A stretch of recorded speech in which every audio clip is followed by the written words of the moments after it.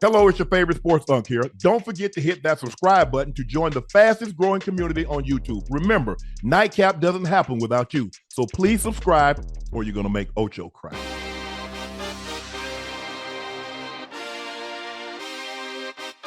Well, guys, we didn't get much defense tonight, Ocho. We had a very entertaining game. If you like offense, if you like points, this was the game for your liking. Both quarterbacks played outstanding. Jordan Love, 31 of 43, 337 passing yards, 3 touchdowns, clean game, 0 interceptions, 1 sack. Dak Prescott, 30 of 40, 319, 3 touchdowns, no interceptions, 1 sack, clean game.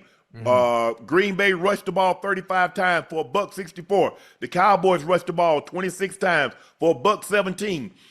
If you like offense, this was the game for you. If you wanted to see some defense, I'm sorry, you'll have to wait the next week. Very interesting ball game. I don't really have a lot to complain about. The only thing I will question, Ocho, is Matt LaFleur right before the half. The last 2 possessions before the half, Ocho, you struggled offensively. Now, if you reverse it, you struggle your first 2 drives. Now, the last 3 drives, you do what you did. I agree with him going for it. But after you've struggled, you don't do that. But other than that, I got no qualms with what happened tonight. What'd you like about what you saw and what you didn't like? Hey, honestly, Unc, when the game started, it was a doozy. I thought it was going to be boring. I thought it was going to be a blowout. Unc, it was 12-2. I think it was 12-2 or 13-2. Yeah, well, I mean, something like that. I'm like, well, listen, when the Packers got the ball again on their 3rd offensive series, I said if they go up again and get the 20, I'm going to bed and taking me a nap because there's no way. I'm being honest. There's no way the Cowboys are going to be able to come back, especially I think it was the first quarter they had, 60 yards of offense? Something like that. But obviously, it turned out to be a very good game, a very entertaining game from the end of the second quarter on into the 3rd and 4th. And listen, Romeo Doubs, he had his coming out party tonight. He had, if we didn't know who receiver number 1 was for the Packers, we know now. Romeo Doubs showed out tonight and played one hell of a game. Dak Prescott, God damn, why am I talking so fast? Dak Prescott played a phenomenal game. George Pickens looked very good tonight. Made some really clutch plays. Some dope stuff. Showing what he can do with the ball if you put it in his hands. He doesn't always have to be a deep ball. He has that ability to have that yak as well. Outside of that, man, both teams ran the ball well. They were well balanced with the run and the pass, and I enjoyed it. I hope Josh Jacobs was okay though. I hope he's okay. I hope you guys took my little thing I did today. You see what I did. You know, I told Micah gonna get a sack. I said Indiana Jones wasn't gonna throw for 2 touchdowns. What my other pick? Yeah, Jalen Hurts gonna have more than a yard. I knew that. Easy. That was the only thing, Ocho. I agree with you. I mean, look, Cowboys. I mean, both teams. You laughed at me when I said, Ocho, I'm not so sure. I mean, I like the addition for the Michael going to the Packers. Right. But I asked, I said, Ocho, are you sure they're better than the Rams? Yeah, they're better than the Rams. Are you sure? I'm going to ask you again, Ocho. Are you sure? Whoa. I don't remember you asking me about them being better than the Rams. Yes, because I would say the Eagles, and I say I would put the Rams in front of the Packers. And you said no. And so I asked again.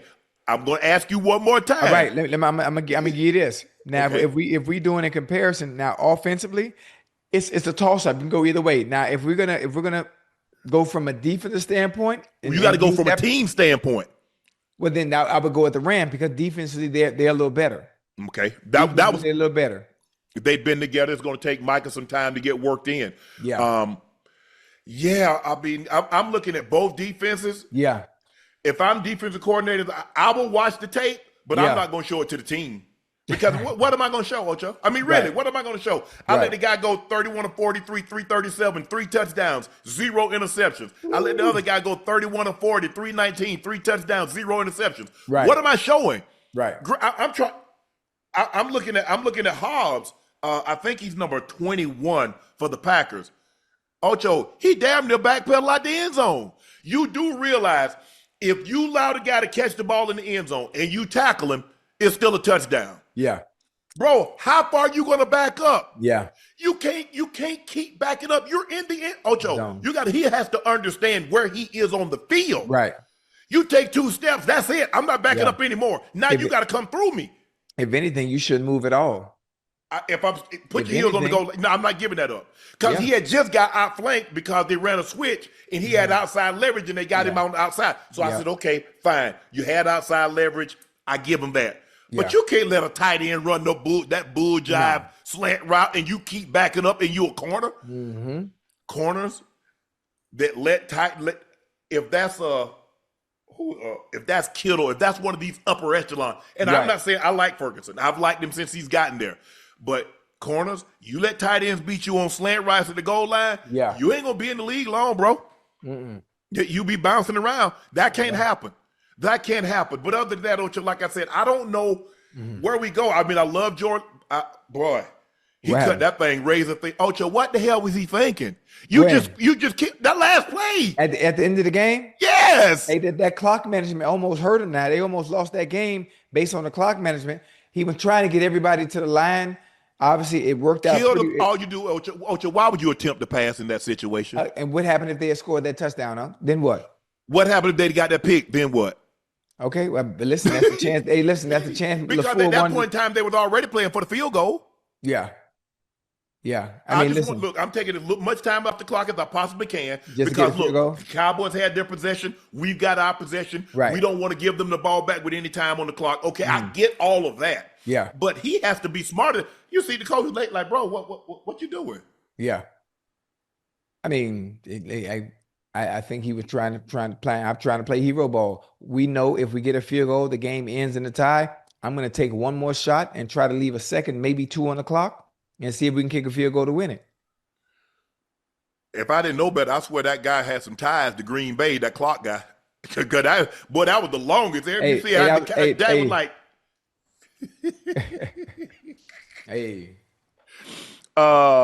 I mean, let's see. Jordan Love lost the fumble, so 11 tackles. Quay Walker. Ocho, honestly, I just don't know. Right. Because Eberflus, the defensive coordinator for the Cowboys, he doesn't like to bring pressure. Yeah. And I just don't know I don't know how you survive in today's game if you let the guy just sit back there and pat the ball. And this is the funny thing. They got 4. They only bring in 4. They're not blitzing nobody. They play in zone. And when you play a team like the Packers and you run that zone and not get no pressure, it just stretches everything out. Defensively, it stretches everything out, and the hole's as big as hell. Yep. And all the players got to do, you can go right down the field and just pick them apart. Jordan Love can be surgical, which he was tonight. He was surgical because you're not getting enough pressure to get goddamn Jordan Love off his spot, rushing throws, or whatever you need to do to throw the timing of that offense off. And that's what happened. Somebody got to add some pressure. I was hoping Jadeveon Clowney made some type of impact tonight. He really wasn't as effective as you like him to be. But listen, it was a great game if you like offense, if you like points. As far as defense goes, that it was a no-show tonight on both sides of the ball. This is the best. I mean, look, the Cowboys could ill afford to lose this game. I mean, ties like kissing a beautiful woman through a screen. Right. There ain't really nothing going on, Ocho. You can just say that was a beautiful woman on the other side, but did you really touch her? Is she real or was that AI? No moral victories. No moral victories. Yeah, so in a situation, it's not a loss. So all things being equal, right? I'd rather be 1-2-1, as opposed to 1-3. Yeah. Let's be real. And we'll see where it comes down. Hey, that tie might come in and it might help you down the road. But you couldn't go down. You couldn't be 1-3, and the Eagles are 4-0. Ooh. The Eagles are 4-0. Hey, I can't wait till we get to that game, but go ahead. God damn. But, look, the Cowboys, George Pickens showed why. Tolbert made a heck of a play. I thought that was just trying to throw the ball out. I thought he was trying to throw the ball away, too. Yep. And somehow Tolbert came down with it. Turpin made a couple of plays. Yeah. I mean, look, they got guys, Flanoy, he stepped up and made some plays. I mean, the guys stepped up and made plays for the Cowboys tonight, and that's what they needed offensively. They needed guys to step up. With CD being out, they needed everybody to step up. George Pickens, you show us why you want $30+ million a year to be for a receiver. Show us why. He showed you 8 for a buck, 34, 2 touchdowns on 11 targets. Jalen Tolbert was a high draft pick. He got some opportunities. In a situation like this, Ocho, this is when you get opportunities. Right. In this moment, this is where you show, man, we can count on him. Yeah. I believe they always thought they knew they could count on George Pickens because of what he did in Pittsburgh. He just needed to change the scenery. He needed to clear the deck, go someplace, get a fresh start all over again. But these other guys, you see Tolbert, you see Turpin, you see Flanoy, those guys stepping up and making plays. Yeah. Me, the only thing I can say with Green Bay, get Golden more involved. He got too much speed not to be involved, Ocho. But he got too much speed. He got too much speed, Ocho. Hey, Unc, you got to understand, right? If as fast as he is, as dynamic as he is, with speed like that, if they felt comfortable putting him in positions to make more plays, they would have him doing them. There is something when you have a player like that with that kind of speed, you use them. So obviously there might be things that we don't know about that we can't see where they feel, okay, he's not really good at this. So we're going to have him in certain situations doing some of the things that we know he's good at. Right. Because Romeo Doubs looks like the guy. I thought Golden came in to be the number one guy, but 87 ain't giving up that spot. But if you look at Ocho, they really only threw the ball to Doubs up around the goal line. He had 3 touchdowns, and then he caught that one where Bland kind of like he reached with the wrong hand. Yeah. But other than that, they really didn't give him a whole lot of balls in the field of play. Most of it, like he had 3 or 4 catches right there around the goal line, and he made the most of those, and that's what you want. Like, hey, all things being equal, hey, give me the tubs.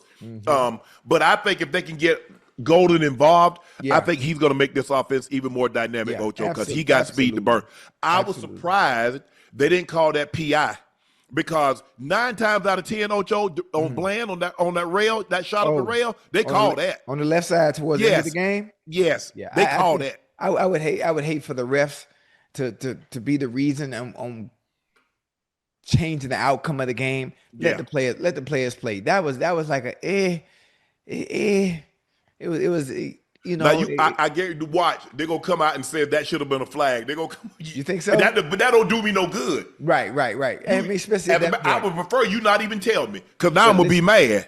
If you lost the game, then it's okay. But the fact that the game ended in a tie, I'm glad they didn't call it, because I hate when the refs get in the way of changing the outcome of a game instead of just letting the players play. Yeah, but I thought Jordan Love, I mean, he made a couple of plays like, okay. But other than that, I can't be mad at him. I really can't, because, I mean, he's only in his 5th year, and there's some things that he can clean up. But on that 4th down, when he threw that ball to Golden, he had some mustard on that. Oh, yeah, he did. He had some steam on it. Yeah, he did. But I thought he played really, really well. I thought Jacobs ran the ball hard. He started making people miss on a couple of those runs. I was like, damn.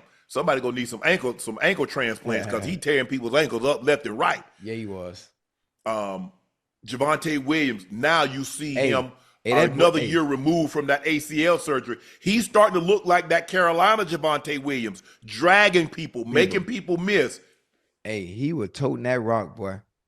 I mean, I don't see any signs of him having an ACL injury based on his performance and the way he ran the ball tonight. Yes, being able to cut and jump stop and all that, and coming to balance and explode. And I'm like, well, god damn, boy. I think Ocho, had the game not gotten so, they could have ran him more. Right. But they fell behind, and so we want to get got to play catch up. Yeah.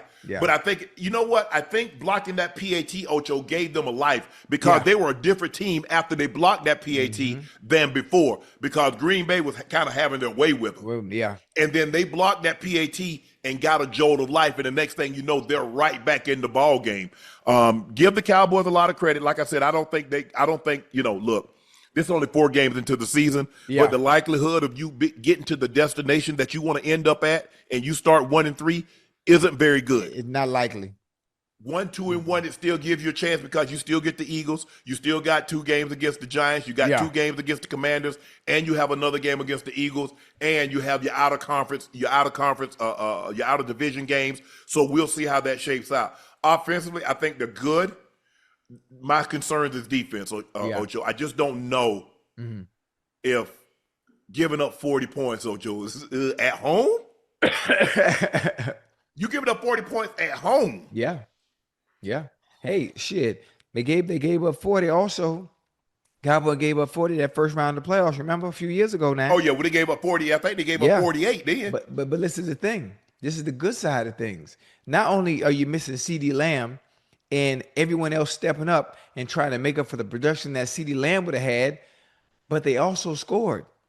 Okay, you gave up 40, but you're scoring 40. So offensively, you're playing extremely well, and the defensive side of the ball just has to find a way to catch up. Find a way to get 1 or 2 stops in those 4 quarters. That would have made a difference in the game. Ocho, but there haven't been very many defenses that you can just say, hey, go hunt with 4, and they go attack the quarterback. Right. It's been very few. Now, it's been done. Yeah. But it's been very few times. The Eagles last year could get home with 4, and they would play coverage. Fangio does not like to sacrifice that back end, and he had those big hogs, and they could collapse the pocket inside with Davis and Carter, and then those edge guys were screaming off the edge, and they would rotate them, and they had 8. They could go 8 deep, and they just go. But I don't see that with the Cowboys. I'm not seeing that. Sam Williams came back. He looked good. They had a few guys that flashed. Yeah. But I think in order for the Cowboys to play this style of defense, boy, you're asking an awful lot. You're asking an awful lot for your secondary, man. Because like you said, they're expanding to an area. Well, I'm just gonna go sit down in there where you vacated. Every time. And that folk got to get it. But this is the thing you got to understand, Unc. You have to have the personnel to be able to do it. He's not blitzing for a reason. Yeah, because he doesn't want to expose the back end. Yeah. Hell, you're only blitzing 4 and the back end still exposed. Thank you. You only bring it 4. Excuse me. Yeah. But that's his style of play. If you look at him when he was the head coach of when he was at Indy. Yeah. What did he do? That's his style of play. Yeah. You go watch him when he was in Chicago. He's the head coach. Look at his style of play. Now you look at him. This is who he is. Yeah, same way. Now, on the flip side, you go look at Kansas City. Anytime Kansas City, when he gets threatened, what are you gonna do? He'll heat you up. I'm coming to get you. You get down to his area. I'm coming to get you. Come get you. Yeah. That's not. Hey, but honestly, this is what makes Spags' defense so good. Yes. He has the personnel to be able to do and execute exactly what he needs you to do. The game they had, we'll get to that. I don't want to go too much into it. But a 40-point tie. I'm trying to think. Have I ever tied? Listen, No, I've never tied a game, so I don't know how I would feel. Right. I just know look. It's kind of like playing cards. You know what I'm saying, Ocho? It's like you get a push. I didn't sit down at the blackjack table to push. I sat down to win. Yeah. So I guess it's like pushing. Yeah, you know what I'm saying? Hey, I didn't lose no money, but I didn't win money. I didn't sit down there to say, okay, push. No, bro, I'm trying to win something. But I guess in this situation, I don't know how to feel. I've never been in this situation before. Have you ever had a tie game in your career? Absolutely not. Absolutely not. But listen, if I played for the Cowboys, if I played for the Packers, I would feel good.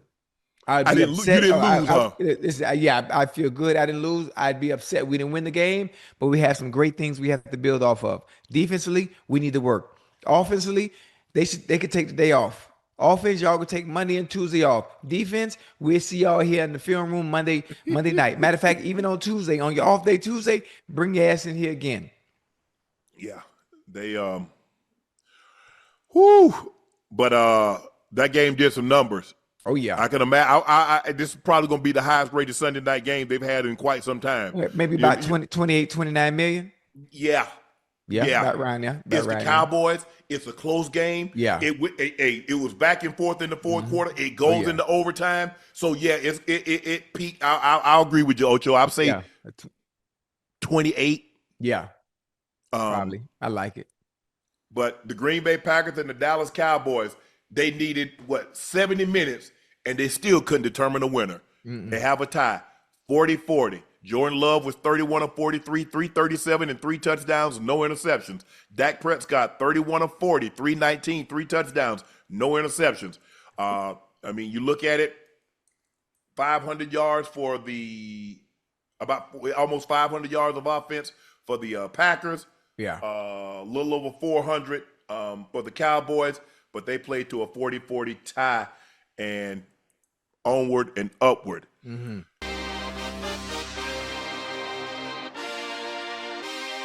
Matthew Stafford found Tutu Atwell wide open for an 88-yard go-ahead touchdown pass with less than 2 minutes remaining to send the Rams to a 27-20 win over the Colts at SoFi. The Colts made so many mistakes. Ocho, one play before the go-ahead touchdown. The Colts only had 10 men on the field. Yeah. Then they had a holding penalty negated a 53-yard touchdown run by Jonathan Taylor. And also they had a 76-yard touchdown reception that turned into a touchback. And A.D. Mitchell fumbled the ball as he crossed the goal line. So, look, it's no consolation. Yeah. But, if I'm in there, I'm looking at the game like, bro, we gave up a touchdown with 10 players on the field. We had a holding penalty and they get a touchdown. Mm-hmm. We had another touchdown, bro. The Colts are better than we think. Yeah. I mean, that's the only way I look at it, Ocho. The Colts are better than we thought. Wait, did you see that 53-yard run by Jonathan Taylor that got called back? Mm-hmm. Man, boy, Buddy is nice, boy. Yeah. Boy, he is the real deal. We didn't talk about him last year, Ocho, because Saquon and Derrick Henry. Yeah, they was but out this world. But if you go back and look at his numbers, he's a Pro Bowler. He's been an All-Pro. There's a reason why.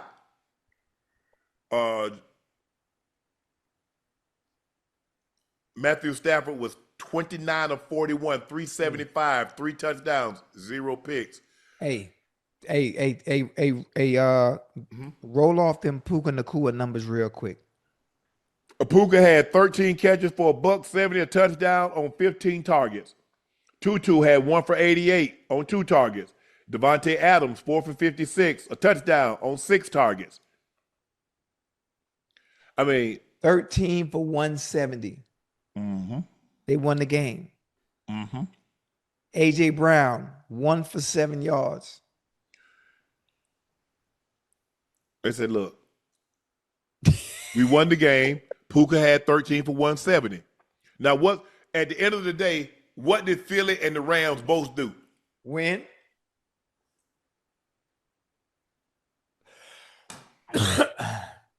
I get it. You preach it to the choir. I absolutely 1,000% understand AJ's frustration. But I'm just telling you, you're not going to convince because the fans want to win. Yeah. They're not concerned about AJ Brown's stats. You know that, I know that. Yeah. And the team's not concerned. Yeah. Shit. All right. They're not. Yeah, you're right. Hey, Gilly. Get out of there and make it that jump right, up. Man. The Colts, Puka had 13 for $170, further leading his NFL league in both categories. Hey, he gonna mess around. Hey, how many catches he got now? 40, 42. He mess around. He mess around and go get 150, 160. Yeah. How many is it? How many he got? 42, right? Yeah. Yeah, something like that. I was going to touchdown to tie the score. Today, he became the second player in NFL history to have 40 receptions for 500 yards in his team's first 4 games. Dog, that's crazy. Do you hear what you just said? Mm-hmm. 40 receptions in 4 games. Mm-hmm. My God. Bro, all they did is do what they did. You remember when Cooper Kupp had that historic season? Yeah. Insert Puka Nacua. Exactly. Yeah. Same plays, same everything. Oh, that's crazy. And he has somebody on the other side that can open it up, because remember when they brought Odell in there? Yeah. Odell could make you pay if you singing him. Yeah. Devontae can make you pay. So he made him pay last week. Mm-hmm. He made him pay the week before that. and they made sure this game, okay, Devontae going crazy right now. Let's get our young bull back where he's supposed to be. Mm-hmm. It's funny how that works. You see how they can make a constant effort to get who they want the ball? Yeah. And I think the thing is, Ocho, is that when we start talking about all the receivers, we leave Puka out of the equation. Puka Nacua is in the mix. Oh, yeah, he is. Now, I'm not saying I'm taking him over Jetta or Chase, but there ain't a whole lot of other receivers I'm taking in front of him because he's physical. Yeah. He does it. See, I like guys do nasty work, Ocho. Everybody Want to catch the goal ball, Ocho. Everybody want to catch the post and catch the 9 route. But what about them? What about the guy that's gonna catch that under? What about the guy that's gonna catch that three step slant? What about the guy that's gonna catch that bubble screen or that jailbreak? Mm-hmm. He do it that's all. Gonna get tattooed. Yeah, he do it all now. Hey, that we can run the jet sweep with. Mm-hmm. Y'all better start giving Puka his credit. I know he's not conventional. He don't look like the guys that we think are the best. Right. Well, he in the conversation. But he done earned the stripes now. He came in as a rookie and did what he did, and he backed it up. And he's backing it up again. Yeah. And they're gonna have to back the truck up. Oh, yes. Ocho, the first game of the day, the Steelers beat the Minnesota Vikings over in Ireland by the score of 24-21. The Steelers defense put together its best showing of the season, collecting 6 sacks, 10 tackles for loss against Carson Wentz. With the third interception, TJ Watt became one of 7 players with at least 100 sacks and 8 career interceptions. The other 6 are in the Hall of Fame. LT, Richard Dent, Chris Dolman, rest his soul, Jason Taylor's, Pep, Julius Peppers, and Ricky Jack. That's some very, very elite company that Mr. Watt finds himself in. Absolutely. Boy, you see Aaron Rodgers and goddamn DK today? I did. Oh, it's funny. DK, that goddamn that skinny post. And he threw that thing right off the ear. The backer. And that safety took a bad angle. Man, DK said, "Man, stop playing with me, man. I'm gonna catch you in the end zone, homie. Listen, they look really good today. It was a good game. But the Steelers look very good today. And I think there's only one quarterback that could have made the Steelers look the way they look today based on the throws that he threw today. And that was Aaron Rodgers. Boy, Aaron Rodgers was out there scrambling, huh? He took 18 of 22 for 200 yards and a touchdown and no interceptions. He played a clean game. He did. Man, when they ran the ball 29 times. Now, I do question why would you go for it on 4th down instead of kicking the field goal. But other than that, I thought they played really well. Yeah. Justin Jetta, 10 catches for $126 on 11 targets. Yeah. Joe Addison, 4 for 114 on 8 targets. Bro, Addison need his butt kicked. Did you see that guy, that linebacker went and got him? Oh, yeah. He retired. That's a linebacker, Ocho. He just got back, huh? I don't give a... He just got back. Unless he was tied up, had his legs tied in the basement, ain't no linebacker supposed to run a wide receiver down. You do understand. Listen, Addison ain't nothing but 4-4. These linebackers that they run 4-4-4-5, so they run about the same. 4-4 ain't catching 4-4. Hey, when that monkey jump on your back in the middle of the game, when you're not as fresh as you are when it starts, that monkey that monkey heavy. Ocho, that man, it wasn't no angle. He went and got him. Yeah. Hey, that lactic acid build up now. And ain't nothing gonna build up. You got to be Usain Bolt to come get me with a lead like that. You ain't come to get me as a wide receiver, and that's a linebacker. Ocho, DK. The Steelers ended Sunday averaging the fewest air yards per attempt, but they lead the league in yards after the catch. In the early second quarter, Rodgers hit DK on a slant. DK truck one final defender getting into the end zone, an 80-yard touchdown. What did DK have? DK had 5 for $126, 1 touchdown on 5 targets, 80 yards. Gainwell, 6 for 35, but Gainwell had 19 carries, 99 yards, and 2 touchdowns. So they had 29 rush attempts, 131 yards, and 2 touchdowns. Wentz, 30 for 46, 352 touchdowns, 2 interceptions, 6 sacks. They pressured him. They hounded him all day. They was on him now. Redmond had 2 sacks. They did. I mean, considering they had all those sacks. No, I'm looking at the wrong thing. Hebrig had 1.5. Benton had 1.5. Elliott had 1. Queen had 1. TJ Watt had 1. Queen had 3 tackles for losses. Wilson had 2 tackles for losses. TJ Hebring had a tackle for loss. I think Ramsey left this game with an injury, didn't he? Hamstring.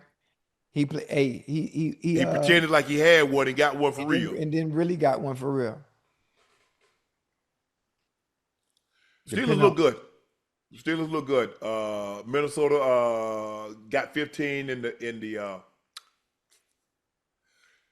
maybe could have done something if that's magnificent science. They get that ball in, maybe they have an extra 30, 40 seconds to play with, and they don't have to rush. But we'll never know. But give the Steelers credit. They bowled their back. They did what they needed to do. They found a way to win this ball game, and they did by the score of 24-21 to win the first game played in Ireland.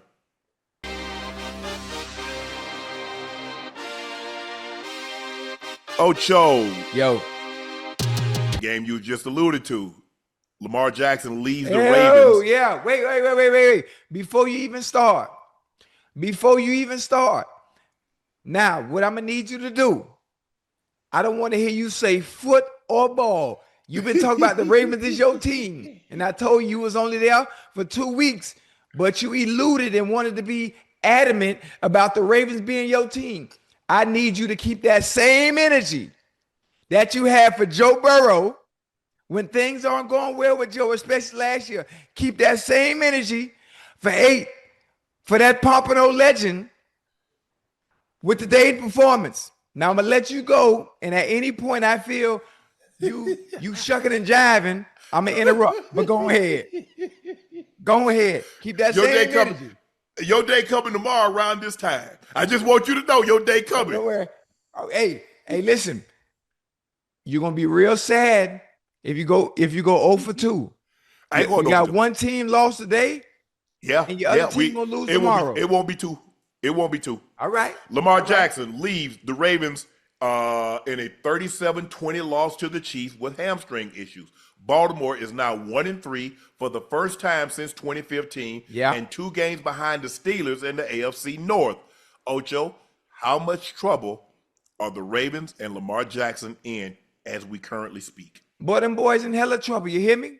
They in hella trouble. They in a lot of trouble. For one, I'm not even going to talk about the injuries first. I just want to talk about the defense. They can't stop nobody. They can't stop the run. They can't stop the pass. They can't stop Nathaniel. Nothing outside of that. The good thing for the Baltimore Ravens, you're not facing the Kansas City Chiefs every week. So offensively, you're probably going to be very good against everybody else. With Spags dialed up today, pressure. We're not going to allow Lamar to sit back there and have his way. Not only that, when he does drop back, when he is in the shotgun, we're going to have a spy. Matter of fact, we're going to blitz and have a spy. Because I trust my back end to be able to handle their business and doing what they need to do. And it worked numbers. It was phenomenal. The game plan that Spag came in with defensively worked phenomenal. I'm trying to figure out what Baltimore. Look, Spags has a history. If he feels threatened, he's going to blitz you. Yeah. You get down to his territory, he's going to blitz you. You know this. It seems like the Ravens, everybody knows this except the Ravens. Now, they really. They had no answer for it, huh? Ocho, it's been a while. They did not. That offensive line, Ronnie Staley went out, and so now you got a backup in at the most important position at the left tackle. Your right guard isn't playing up to snuff, and so now you're weakened in 2 areas. You really couldn't get into your run game. Look, they had 166 yards on 17 carries, but 71 of that came when the game was out of reach. Justice Hill cracked off one. But you were able to neutralize Derrick Henry. He only had 8 carries for 42 yards. Yeah. He's not that kind of back that can give you that kind of. Now, he's more like as he gets going. Now, he can pop off one. Oh, yeah. But he can pop off one. But this is what you see from the Chiefs defense.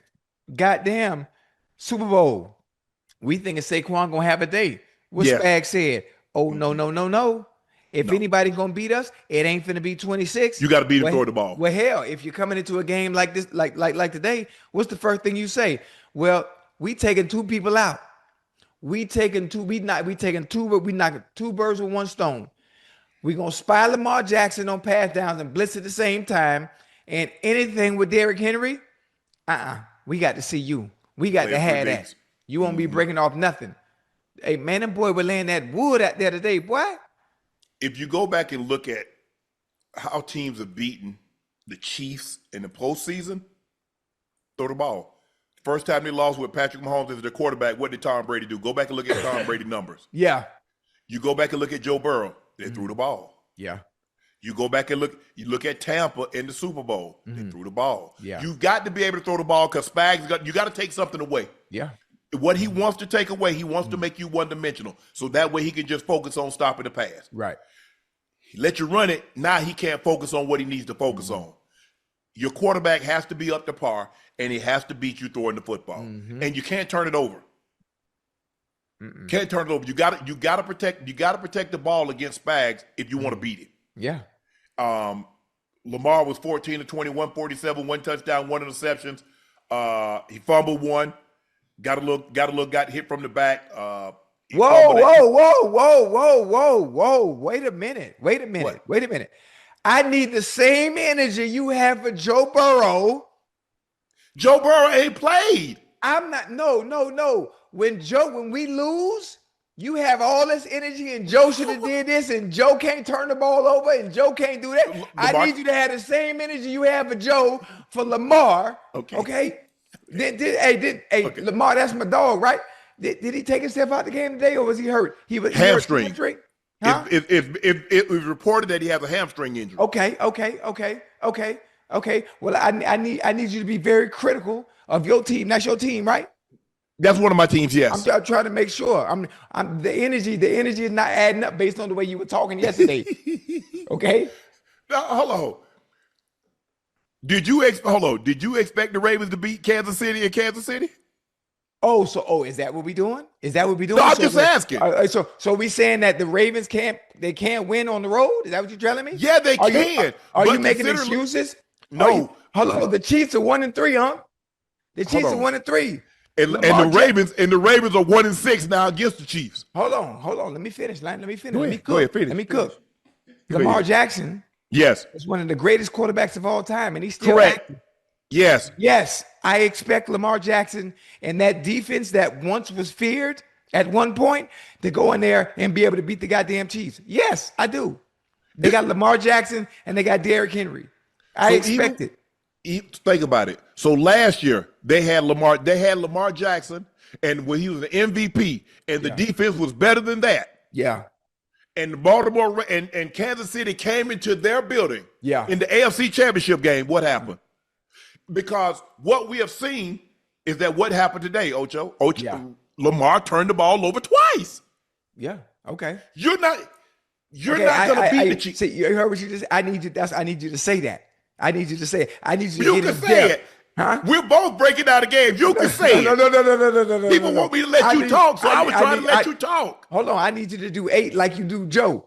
You be real hyped. You be real enthusiastic. You be real passionate about the reason we lost is because Joe turned the ball over. He needs to do more. No, well, you lost for the same reason. The same reason the Bengals lose is the same reason the Ravens lose is because Lamar turned the ball over and their defense sucked. Okay. I just wanted to hear it out your mouth. That's all. But I'm not breaking news. Right. Excuse me. Let me interrupt your normally scheduled programming to break this news. Hey, you want me to give you an Amber Alert? The Baltimore Ravens defense isn't very good. Yeah. We haven't seen Patrick Mahomes look like this in very long time. All season. all I don't season. know if we've seen him look like 25 or 37, 274 touchdowns or clean. When was the last time we saw him throw for 4 touchdowns? We haven't seen this Patrick Mahomes in an extremely long time. It's been a minute. And he looked very, very comfortable. They ran the ball. They did a worthy. Pacheco ran hard. Kareem Hunt came in and got some big time. Hold on. Talk about Taekwon now. Hey, let me tell y'all something. I don't know if y'all noticed this, but if you want to have a good game, y'all come on and talk to Unc and Ocho on Nightcap. Everybody that comes on the show, for some reason, they go crazy. Melissa Jefferson. They go crazy. Taekwon. Rashawn Gary. Going crazy. Henley. Hey. I'm just saying. I tell you. Hey, matter of fact, all the Ravens fans out there, man. Hey, make sure y'all check on Butter. Make sure Butter's straight. Yeah. I mean, think Ocho. I mean, the Chiefs hadn't scored 35. When was the last time the Chiefs scored 35 points? You probably got to go back all the way back to 35, 23. I don't think they've scored 30. Hold up. Speaking of 30 and 35 points, last year when the Chiefs were playing games, the games they're losing this year, those are the games that they won. They losing the close games. They losing all the close games. This is the first time the Chiefs have looked like the Chiefs of old in a very long time. Very long time, yes. Very long time. Because they was all in one-score game. Remember, Ocho, one-score game. A field goal. Yep. They win by 1. They win by 2. They win by 3. They win by 4. They were all these one-score games. This is the first time that they've won by, a comfortable margin. Yeah. So the last time they scored more than 30 was against the Raiders in November of 23. So almost 2 years. Damn. That's what the Ravens defense has allowed Kansas City to do. Right. So in almost 2 years since they've scored more than 30, they just go in there and made it look easy. Yeah. Well, hey, this is the funny thing, huh? I know I'm being funny about the Ravens. You know I love my Bengals, but the Ravens are going to be okay. As bad as their defense is, their identity is not their defense. Their identity is their offense. As long as you have number 8, it's no different than when we talk about the Buffalo Bills. It's no different than we talk about the Bengals. Obviously, Joe Burrow is out. But as long as you have 8, you're going to always be in contention. I don't care if you're 1-3. I don't care if you're 1-4.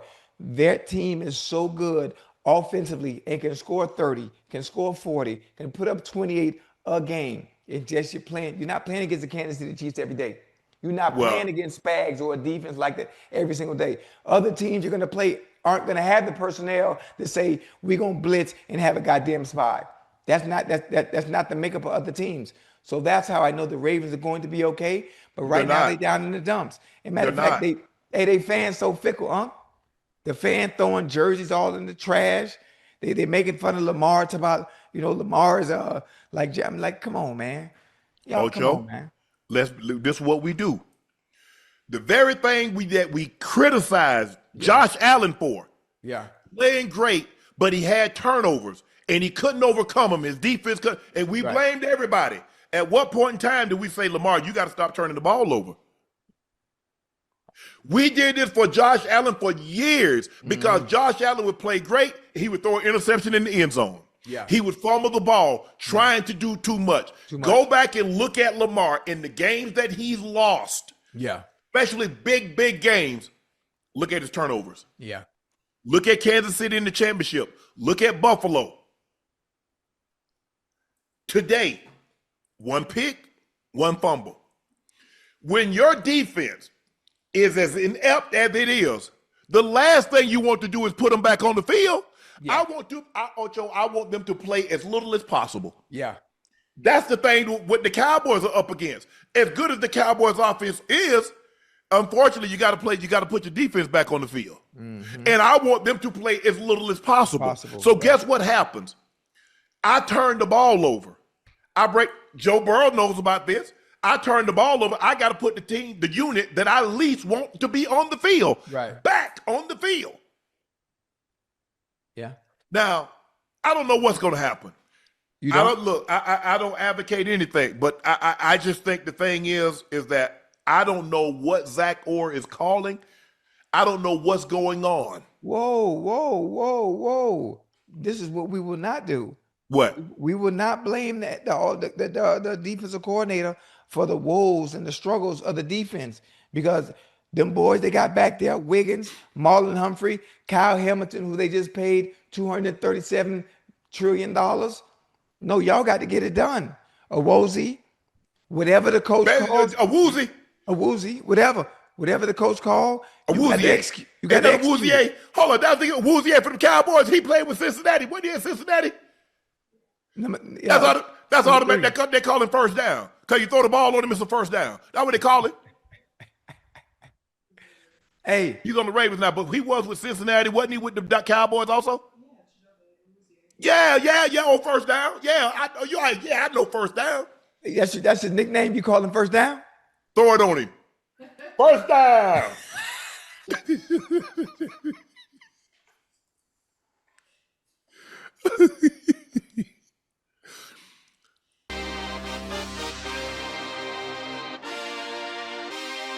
Ocho, Philly survives in Tampa 31-25. The Bucs cut into the Phillies' 24-3 lead, thanks to a large part to touchdown passes of 77 and 72 yards by Baker Mayfield, making the two longest plays against the Eagles defense since Vic Fangio became D coordinator. Jalen Hurts had 0 passing yards in the second half, becoming the first quarterback to win a game with 8 or more passing attempts and 0 passing yards in a second half since Panthers quarterback Jake Delhomme in Week 10 of the 2008 season at Oakland. He was 0 of 9 for 0 yards. There's only been 2 quarterbacks in league history that have wins in such games since at least 1991. Yeah.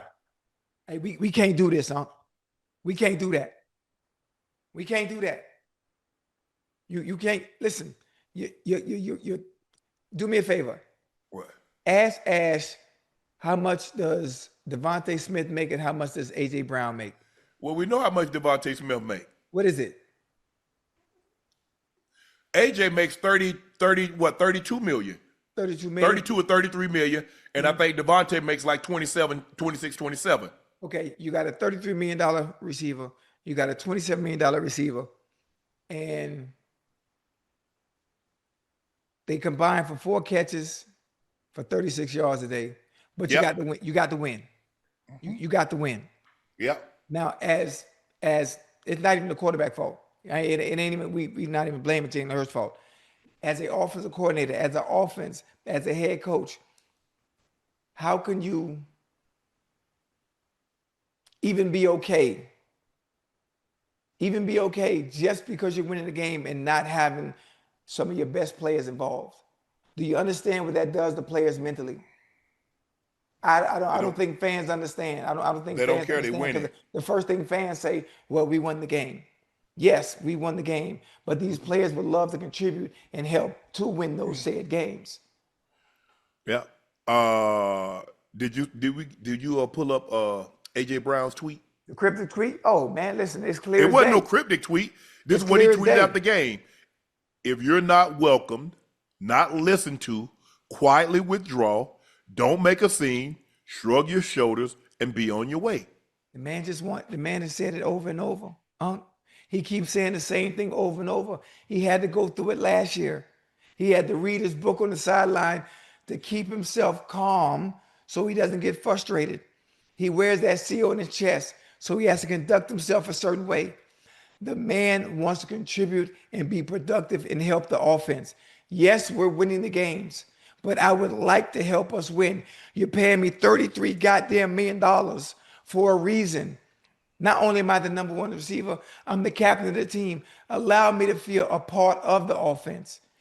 Puka Nacua caught a high 13 catches today for 170 yards. Yeah. You mean to tell me you can't design plays or put goddamn AJ Brown and Devontae Smith in creative positions to get them the ball? You're never going to create a scenario where the fans feel sorry for AJ Brown as long as you're winning. Because everybody says, they say the most important thing is the winning. I don't care about stats. I care about winning. Well, you're winning. You know they care about stats. I know they do, but I know they care about stats. We care about stats for a reason, because when we go to the table, it's the only thing we have to lean on. It's the only thing we as players have to lean on. Well, listen, I deserve this amount of money because look at my production. Look at my numbers. We allow stuff like this to happen and you don't speak out about it as a receiver because you're winning, when it's time to go to the table, you can't mention nothing about them wins if you don't have the production to match it. You can't say, oh, when I'm on the field, we winning. Well, where's the production? You're not helping us win. Mm-hmm. That's the game that they're going to play. The people on the outside watching that love the game, they don't understand that. I'm telling you, and it's going to happen. I guarantee you, I swear for God, I'm telling you, they're going to use this against him. We're winning, but your production doesn't match your salary. You're really not, you're not worth $33 million because we're winning without you. We can win without you making that kind of money. And it's going to backfire. I think the thing that's frustrating to him is that so many balls sail out of bounds and he don't even have a chance to catch it. Chance to get them, yeah. Yeah. That's what's frustrating, Ocho. At least give me a chance. Yeah. Okay, we're going to make it 50-50. That's 100% no chance of a completion. With him, it's 80-20.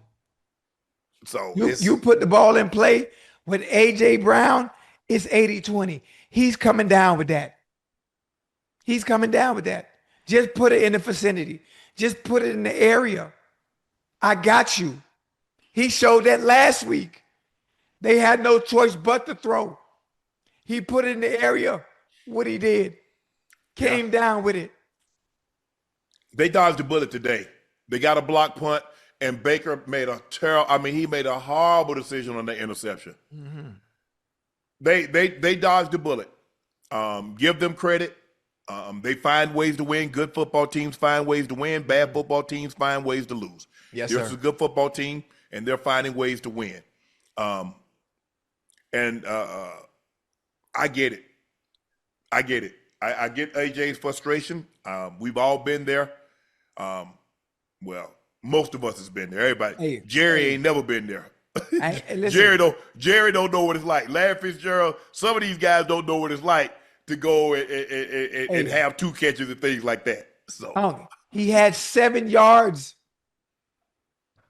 A.J. Brown, top 5 receiver in the NFL today, had 7 yards in a 4-quarter game. 7. That's pathetic. This ain't high school. This ain't peewee. I don't give a fuck if you did win. You don't have your number 1 receiver that you paid $33 million with 7 yards in a 4-quarter game.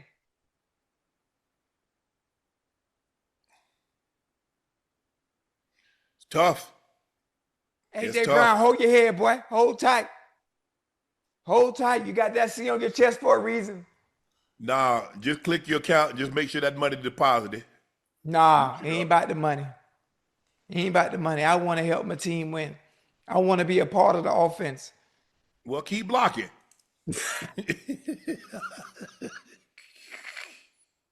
That's all I can tell it right now, Ocho. Hey. Come on, man. Ocho, when maybe this week will be a situation where it was last week. Remember how he came on in the second half and he took the game over against the Rams? Yeah. Maybe that rears its head this week. So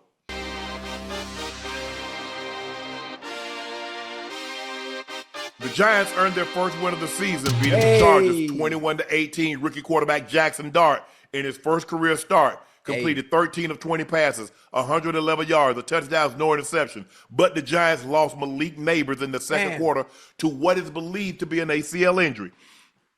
Excuse me. Odell Beckham tweeted after the Neighbors injury, "Dear NFL, I mean this with the utmost love and respect. We, the NFL, take all precautions in the world with everything else when it comes to players' health and safety. Please, please, please get rid of this turf. Thank you in advance. Love. Respect," and you know I love the Giants, but death life has taken too many talented players away from the game. I know it's not all turf's fault, but maybe it's where we've got to go. We've gotten all research done to turf stay it's the highest quality as possible. At least we can start that discussion. Ocho, we're looking at from 20 to 2025, there have been at least 16 documented ACL and Achilles injuries at MetLife Stadium. Aaron Rodgers Achilles, Jalen Phillips Achilles, Nick Bosa ACL, Malik Neighbors suspected ACL. What you thinking, Ocho? Nothing. Nothing at all.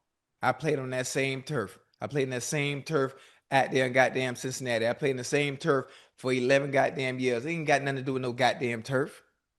If it was grass, if something's going to pull, if something's going to pop, it's going to pop regardless of what the surface is that's below you. It doesn't matter. It had nothing to do. I mean, we got to get that out of our mind. We got to get that out of our mind. Oh, we're suffering these injuries because of the surface we're playing on. No, that's coming from within. That's within. That's the ground. The ground has nothing to do with that at all. I'm just being honest. It doesn't. It had no correlation at all. People get ACLs and Achilles on regular grass. It's the same thing. But are they happening with the same frequency? Come on, man. So let me ask you a question. It has no bearing. Well, if that's so why have there been so many ACL and Achilles injuries in that stadium specifically? Let's say that stadium specifically, right? Mm-hmm. Why have there been so many ACL and Achilles injuries in general? Why has it risen? Not just in MetLife, just in general. Maybe because there's a lot more of these stadiums that have this synthetic turf. No, that has nothing to do with it. Because sometimes people aren't even being touched. Some of these are non-contact injuries. Yes. No, it had nothing to do with it. Well, that's what the studies so. But see, you don't believe in studies in science anyway. See, and that's the problem. We keep worrying about science. It's science. That's why everybody getting hurt. That's why. That's the problem. We listen to these people that never played the fucking game. Oh, my bad. My bad. I'm sorry. We're listening to these people that are experts on what we're supposed to consume and put in our bodies that have never played any sport at the highest level and know what it takes to be able to play a 4-quarter game in a barbaric sport where we're running to each other 30 miles an hour. But yeah, eat this green stuff. It's healthy for you. It's going to help you. No, for some reason, everybody's continuing to get hurt. Soft tissue injury, this, Achilles, quads, hamstrings, everything blowing out. Something has to give, and we blame it on injuries. I mean, we blame it on turf. Ain't no goddamn turf. When y'all played on concrete. Yeah. Y'all played on concrete with carpet laid over top of it. Yeah. With no problems. It ended Wendell Carter's career. He tore both patella tendons in vet. Come on, man. I just think the thing is that if you know more, you should do more. And I think there's a reason why. So in other words, let me ask you a question. Talk to me. So why did they kick the kickoff out? If it doesn't hurt, guys gonna get hurt anyway. So why not continue to run down there and let guys run into each other? Oh, the NFL covering their ass. Okay, don't you want to cover your ass with these injuries? Hold on. Listen to me real quick. We're trying to prevent the collisions from so far apart. So we're gonna shrink it down, right? Because we lost a lawsuit to what 3 generations ago? Oh yeah, it was in 2000, in the early 2000s. Yeah, three generations or 3 eras. 3 eras ago, we lost $1 billion lawsuit. You know what I'm trying to say? We don't want to have that happen again. So what are we going to do? We're going to take precautions. Anyone that gets hurt, we're going to continue to throw flags. We're going to continue to fine you so you don't come back 10 years later from now trying to sue us saying, well, my head or this is messed up because of these circumstances that we had back then. That's what the NFL is doing. I think the thing is that the NFL, the product, suffers when your best players aren't on the field. There's a reason why that you can't hit the quarterback below the knee. Right. Trent Green suffered the exact same injury on a very similar play, and they didn't change the rule. It wasn't until Tom Brady, yes. And they call it the Brady rule. Yeah. There have been a lot of quarterbacks that got hit in the knee and got hurt. Yeah. But it all depends. I just think the thing, look, I think if you know more, you should do more. Yeah. You don't believe in science. You don't go to the doctor. So. Oh yeah. I mean, I go to the doctor. Why? Because I have to. He ain't never played no sport. How do you know how he know how to treat your body? Because I can't check myself. No, but I'm saying I gotta make sure I'm healthy. But why? You don't listen to no nutritionist. I So don't. why would you listen to a doctor? Hold on. Listen to me. I don't listen to nobody that does studies and tells me what I need to put in my body to play the game of football at the highest level. Why would Now you that listen to somebody that does I'm not listening to studies that. that tell you what you should put in your body to heal your body? So why would you do that? What? Hold on. I need better context. Why would you listen to anybody to say you need to put this medicine in your body so you can feel better, so you won't be sick, so you won't have a sore throat? Why would you listen to him? Whoa. My sore throat is because of the AC. And I don't know. AC, I'm just asking you a simple question. Let me answer. Okay. I don't take medicine, for one. Let's start there. Okay, that's all I want to say. So you're the one that said you go to the doctor to take medicine. No, I didn't say that. I said a checkup. We got to go. Why you going to get checked up? Because we old. You're not going to listen to what he says anyway, so why do you care? No, because he has to let me know if everything is okay with me. We got to get a checkup. Ocho, why do you care? You're not going to listen to him. We got to get a checkup, every man. And why do you have to get a checkup when you're not going to listen to what he says? Because we're in our 50s, Unc. We have to. What are you talking about? You don't have to. Yeah, we do. Did your mom get checked up? Did your grandma get checked up? No, they didn't. The old people didn't get no checkup. I'm asking you, if you're not going to listen to what the doctor says, why are you going to get checked up? Why do you even have medical? To make sure everything was okay with me. Why? So I can know. So you just want to know. You're not going to do anything about it. So why you want to know? Because I'm supposed to go get a checkup every 6 months. You don't do that? Why do you need a checkup when you're not going to listen to what the doctor says to help you feel better, make you feel better, or be healthier? Why are you going? Well, for one, this is the good thing, right?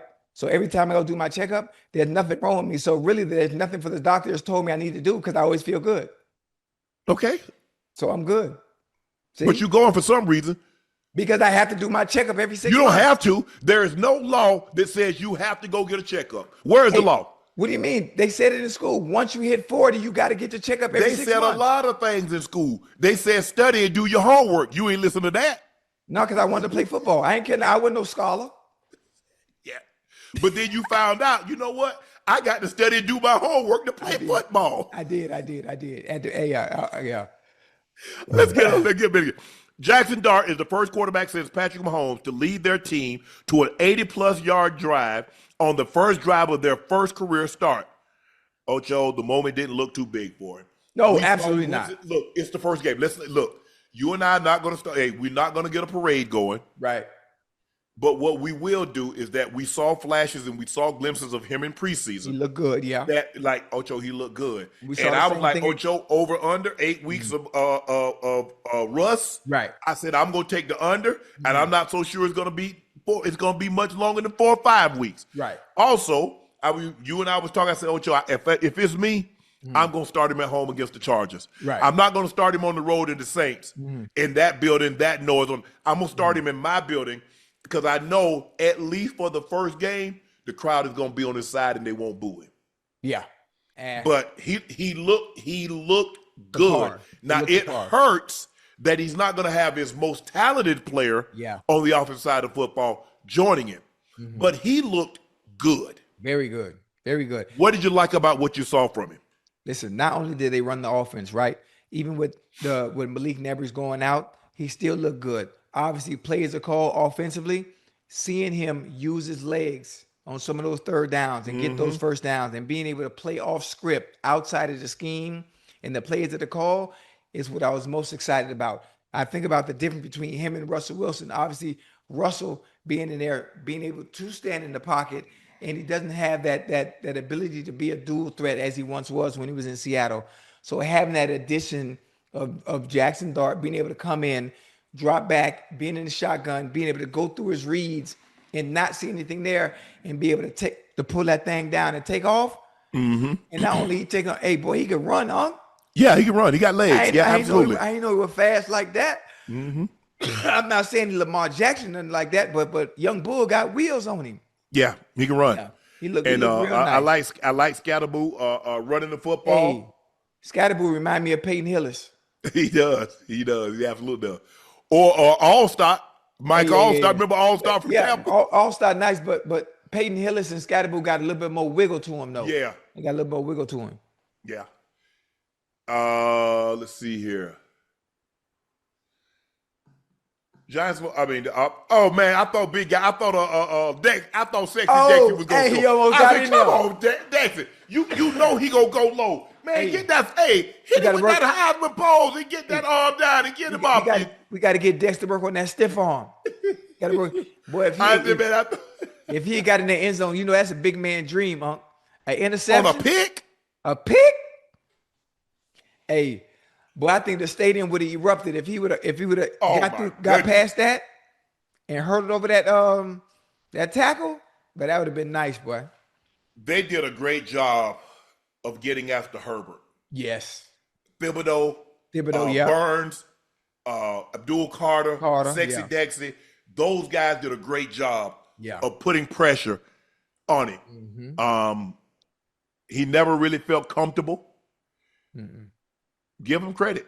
Yeah. Give them credit. They got after him. They got after Justin Herbert. Mm-hmm. And he finally looked mortal because he had been playing out of his mind the first 3 games. He had played out of his mind. Yeah, crazy. But today he looked like a mere mortal. Mm-hmm. And my young bull over there on the other side who's been having some struggles, Quentin Johnston. Yeah. Looking like that boy.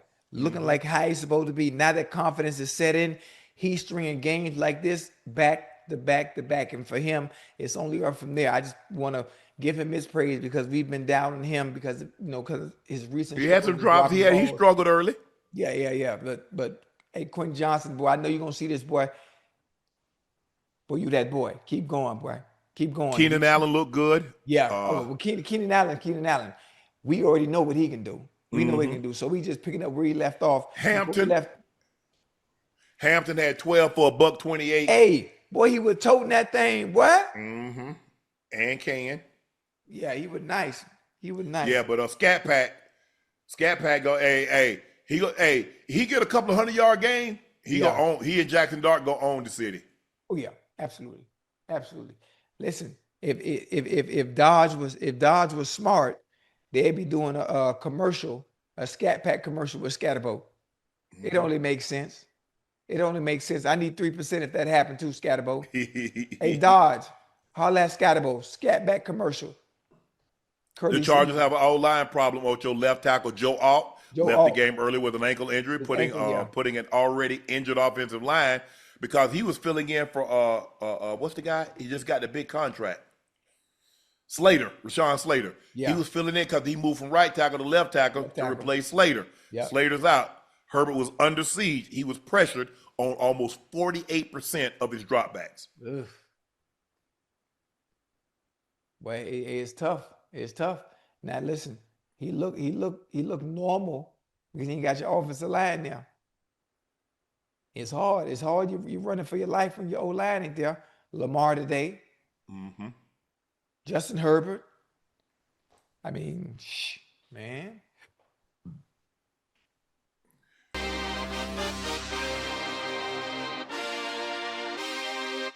Jaguars beat the 49ers, Ocho 26-20 with Parker Washington's punt return touchdown, 4 takeaway. Former Niner Eric Armstead strip sacked Brock Purdy with 3 minutes to play to seal the win for the Jags. Things got heated at the end of the game. After the game, Ocho, when Liam Cohen and Niners D coordinator Robert Saleh had to be held back while yelling at each other. Saleh had accused Jags of stealing signs in a legal fashion. He told him, "Keep my name out your mouth." Yeah, they should have threw them things, boy. Keep my name out your dentures now. Yeah.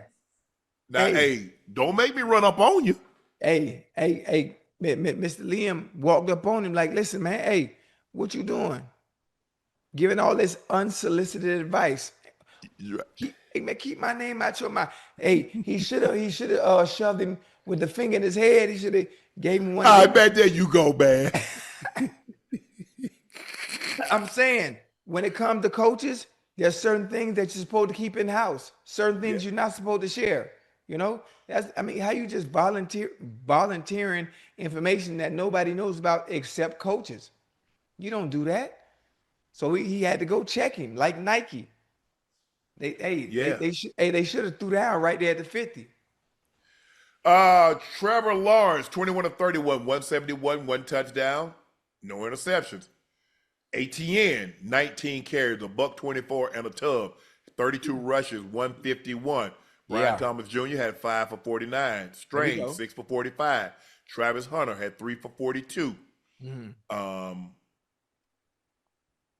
Fumble, but they recovered it. Yeah. Brock Purdy was 22 of 38, 309, 2 touchdowns, 2 interceptions, and was sacked once. Christian McCaffrey had 17 carries for 49 yards. Brian Robinson Jr., 5 for 21. Brock Purdy, 2 for 13. So 24 rush attempts, 83 yards. Christian McCaffrey had 6 for 92 and a touchdown on the receiving end. Tonjes had 3 for 58 and a touchdown. Pearsall had an outstanding one-handed catch, had 4 for 42. Kyle Juszczyk, 3 for 32. Turnovers killed him. Yeah. Can't turn it over. Every time. It cost you the game. It cost you the game, and it cost him the game tonight. Yep. Travis did not play at all on defense in the second half. 45 total snaps, tied for a season low. 36 offensive snaps. So that means he had 9 defensive snaps, right? They got to make up their mind, man. Ocho, let me ask you a question. They got to make up their mind, Ocho, man. you want to be, let me ask you this. If I gave you a choice, Ocho, you can be a lead at one thing or you can be the average at 2 things. What you choosing? I'm going to be a leader at that one thing. Because right now he's average at both. I don't know what they're doing. Travis Hunter is the number 2 pick, right? Right. I think, to me, I know he wants to play both sides of the ball. I would love for him to be number 2 pick at one position. Well, I was all for him being on both sides of the ball. I know you can do it. You got the confidence to do it. But I need to see you on one side of the ball and being effective for your team, either offensively or defensively. One or the other. Because as a number 2 pick, you should be on the field every single down on offense or defense. One or the other. Because what they're doing is they're bringing them along slow and picking and choosing when to play them. It is not showing the value. It's hard to get a rhythm like that, though. Bingo, and it's not showing the value in why you picked him number 2. Not the way they using him. But what didn't he give? I think he gave up 4 completions though, on his 9 snaps. He did. That's one of the games I wasn't able to see. Yeah, they don't like because I be trying to watch it. Do they let you watch individual games anymore? Individual games, or you got to block, Shit, I be trying to. I'm gonna get me a Fire Stick. I got to get a setup like I got in Atlanta. I was able to see all the games. Yeah. When I don't stay home, so for the 1 o'clock games, I go to a place called Upper Deck in Hollandale. Right. They got all the TVs, and the goddamn Jag TV just happened to be on the Jag game happened to be on the TV all the way on the end. So what? But see, the thing is, I can't. It's hard for me to focus. So right.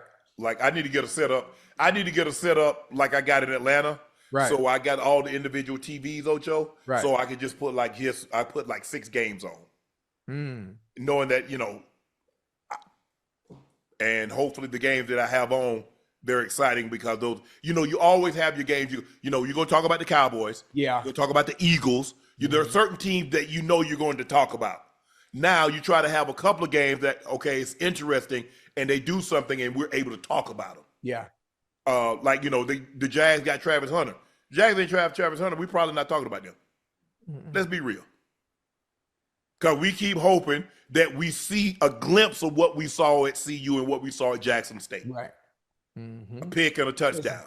They bringing them along so slow and hand feeding him more. And actually, he regressed as far as not playing defense this game. And I mean, I It don't is. I don't I don't, I Because don't, Ocho is, I mean, think about it, Ocho. I don't You know what got, they're doing. you do, Ocho, you and I know this. Man, you got to be sound in the NFL. Them yeah. guys are really, really good. Yeah. There are no slouches. Everybody, look, there are a lot of guys that Travis Hunter went against as a DB and went against as a wide receiver that's not in the NFL. Every guy that he goes against on Sunday is in the NFL. The real deal. Yeah. Everybody he's going against was an all-state, was an all-conference, was a something. Got some awards, some level along the way. Yeah. And listen, for me, what I don't like is I've been spoiled. I've been spoiled watching him at Colorado. Yes. I've been spoiled watching him make plays on both sides of the ball. Yes. He won the Heisman. He went Yes. number 2 in the draft. Yes. So now that I'm spoiled, I'm thinking, okay, he told teams he wants to make sure he's able to play both sides of the ball wherever he's drafted. The Jaguars agreed to it. So what you think I'm waiting to see? I'm waiting to see the exact same output plays that I saw in Colorado, even though I understand it doesn't work like that. Well, I think that you and others got spoiled, thought he was just gonna it was ready. You know, some assembly is required. You know how you get toys, Ocho, when you was a kid, your mom, your grandma, your granddad, somebody had to put this stuff together. Some assembly will be required. Chad, honestly, did y'all thought they was gonna just throw this man out there and he was gonna do exactly what he did at Colorado? Y'all thought he was gonna do that in the NFL? I know y'all have watched the game too long to not think that, oh yeah, he gonna do exactly that right out the box. Really, Chad, honestly. I mean, be real. Y'all, Gen Z, y'all just told me. Y'all say what's on your mind. Tell me. Y'all didn't think that. What you call it, Gen Z? Yeah, I mean, that's what they say. They say, we tell you. Did y'all really think that the first game, he was going to look exactly how he looked at Colorado? Did y'all think that? Really? I knew he wasn't going to be in there like that. But now we in week 4. I'm expecting more volume of reps on both sides of the ball. I'm waiting to see. Okay, let me ask you a question though. You expecting these volumes of reps, so you expect but do you want greatness or you want average? Because right now he's average at 2 positions. Well, hold on. The player he is not average, so he's good. His play, damn what he is. I'm talking about his play. So you tell me. So I tell you what. I'm gonna take the name off the back. Right. And you don't know anything else. Right. And I just say that number 12. What you tell me when you see him on offense, you see him on defense. Tell me what you're thinking. Of the small plays I've seen? Yes. He got something in him, and they ain't using him right. I'm telling you. That man was he was a 9 snaps on defense. He gave up 4 catches. You think he got something in him? Well, shit, everybody. No, don't do that, Ocho. No, don't do that. I'm just hold on. Wait, hold on. Time out. Everybody gonna catch balls. What you saying? Whoa. No. What are you saying? No, hold on. Wait a minute. He's the number 2 pick in the draft. Right. I asked you. I said, do you want to be average or you do want to be elite? Oh, you said elite. Yeah.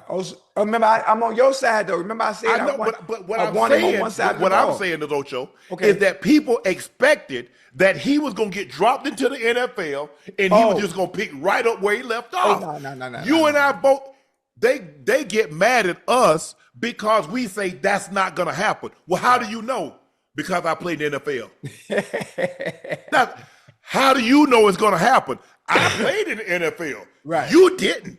Right. So I know a lot of guys, because here's the thing, Ocho, is that what you think those guys thinking? They gonna dig in even harder. Bro, I'm not finna let you beat me. I'm not gonna let you D me up. Guys really be on their back. Ocho, you know when you went against Revis or you went against the top Akeem or you went against the top guys, Ocho, you know you had to be on your best behavior. Oh yeah, absolutely. That's how they approach him. That's how they're approaching him. So now he just like it's It's in his mind. I want to do something nobody's ever done. Nobody's really and Chuck McNarick was the last guy to be a full-time two-way player. That was in the 60s. He was a center and a middle linebacker. They called him Concrete Charlie. Chuck McNarick. Philadelphia Eagles. Go look his story up. Ocho. I just don't know. I just don't know what people what they expect. Yeah. I mean, give the guy some grace. Let him have some time. But he terrible. The coach, bro, it's gonna take time. And then it's like, well, Time said, well, he didn't practice on Tuesday. Time, you know they ain't letting no rookie come in and not gonna practice. Come on, Time. Yeah. Ocho, what rookie you know? I've never seen a rookie that's come in and not practice at all. So when they practice on Wednesday, he gets that day off. A rookie. I've seen vets do that. Yeah. I ain't never seen a rookie do it. Yeah. I haven't. Have you been around? You played 11 years. Absolutely not. And Absolutely I've had some rookies. Clinton Portis won Offensive Rookie of the Year. Mike Kroll won Defensive Rookie of the Year. Outstanding. They ain't getting no day off. Right. A rookie? Yeah. I say I've grown frustrated. I've grown frustrated because in my mind, number 2 pick, he's dynamic. I know what he can do offensively. I understand his skill set. How are they going to use him to maximize his potential? I just want more. We in week 4, and I'm not getting what I thought I would get. Even if it doesn't have to be both sides of the ball, even just one side of the ball. You and I agreed that I thought he was a better DB. I say play him at DB and put packages. Right. But it seems to Liam Cohen on why Travis Hunter only played receiver in the second half. Personal decision that had to do with a few things we'll keep in house for now. Yeah, something ain't going right. Well, there's no reason things would be going backwards as the season goes on. It's a lot. They're supposed to be adding food on your plate, not taking food off your plate. Nah. The Falcons beat the Commanders 34-27. The Falcons went from the worst loss in franchise history to seeing a decade of an impressive win over a 2024 playoff team. Raheem Morris said wins was the team's apology to its fans. Bijan Robinson had a career-high 181 scrimmage yards. Michael Penix Jr. bounced back in a big way. A career-high, Ocho. He was 20 of 26, 313 yards, 2 touchdowns through 1 interception, but we'll forgive that considering that how well he played. Yeah. Man, Bijan Robinson so smooth, man. Damn, he's smooth. Hey, he's nice. Hey, he's so electric. He's so exciting. One of those players that you hold your breath when you get the ball because ain't no telling what's gonna happen. You don't know which way he going. You don't know who ankles he finna break. He's gonna do somebody. He's gonna shake somebody's ass up. Hey, he's really good. The first man is not bringing him down. The first man is not making that tackle. Hey, Ocho, you see what they trying to do now, man? They trying to get B-Wags in coverage. Oh, no, you can't do that. That's a mismatch. Yeah. That's not his strength. Now, it used to not be a mismatch. Yeah. That's how B-Wags, he could come downhill and thump, but he could also cover. Michael Penix Jr. was 20 of 26, 313, 2 touchdowns. Bijan Robinson, 17 for 75, 1 touchdown. Algier, 16 for 51, 1 touchdown. 37 rushes, 128 yards. Drake London, 8 catches, $110, 1 touchdown. Bijan Robinson, 4 for 106, no touchdowns. Kyle Pitts Sr., 5 for 70, and a touchdown. So they had it going. They ran the ball extremely well. Yeah. They threw the ball incredibly well. Mariota did not play that bad, Ocho, but they fell behind. They ended up falling behind. Debo had 6 for 72 receiving and a touchdown. Luke McCaffrey had 2 for 21 and a touchdown. Zach Ertz had 2. Mariota was 16 of 27, 156, 2 touchdowns. Let me see what the team stats.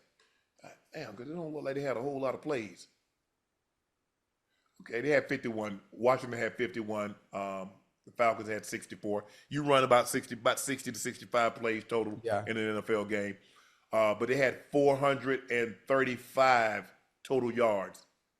There was one team, Washington. This is why Washington lost. They're 1 of 8 on third down. The other team was 6 of 12. Yeah, that'll do it every time. Time of possession was almost 10 minutes in favor of the Falcons. They needed this game after they stuck it up last week. Yeah, they need it. And I love the way Penix bounced back, Ocho. But that city would have been on fire. They lost 2 in a row like that. Well, I guess now people say, well, now I see why they fired Ike Hilliard. Man, they're gonna win this game whether they fired Ike or not. Stop it.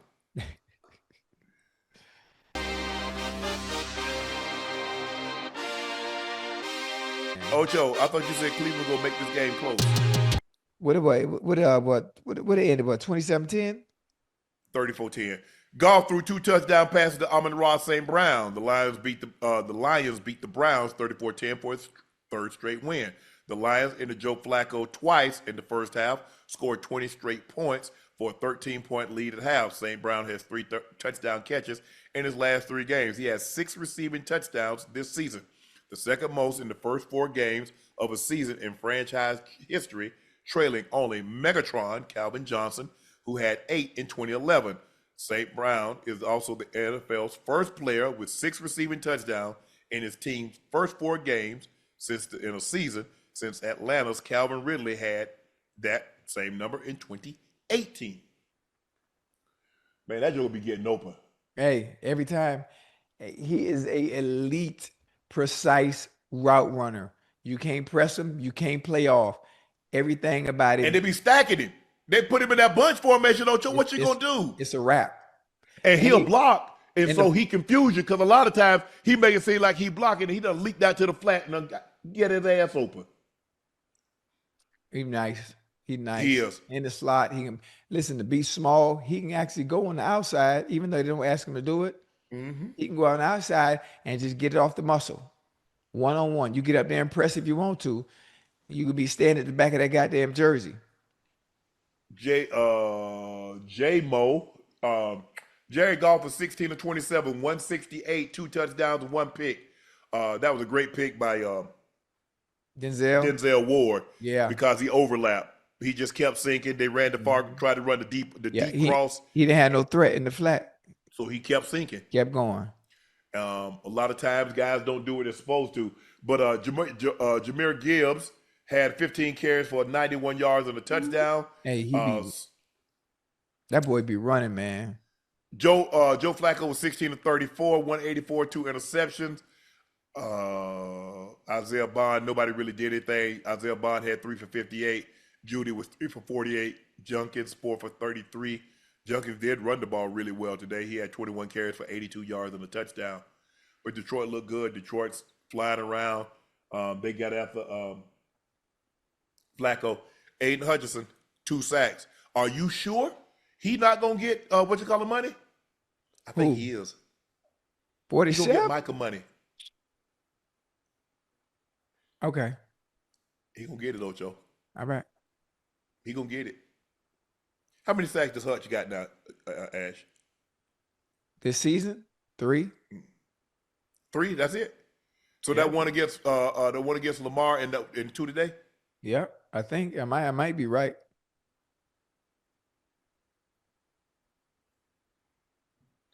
How much longer did the Browns stay with Flacco? Wow. But that's a good one. Is Stefanski on the hot seat like the ball was? Yeah. Because that comes into play. If his job is secure, shoot, they might let Flacco ride this thing out unless it just gets horrible. They're not winning. If I'm a defense, Ocho, it's tough because we got a defense good enough to win that can keep us in game, but our offense keep putting us back out there and it wears us down. And then I would just. He got 4 sacks, Ocho. Oh, 4, okay. But he probably got a bunch of. He got it for how many 4? Well, we know he got 1 forced fumble.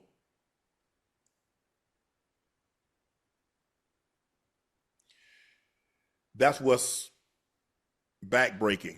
because as a defense, we know we're good enough. Right. But right now, our offense can't help us. And he got 2 forced fumbles, Ocho. He gonna get it. He'll get it. What do we need? Golf has been nearly targeted St. Brown. He's completed 87% of his.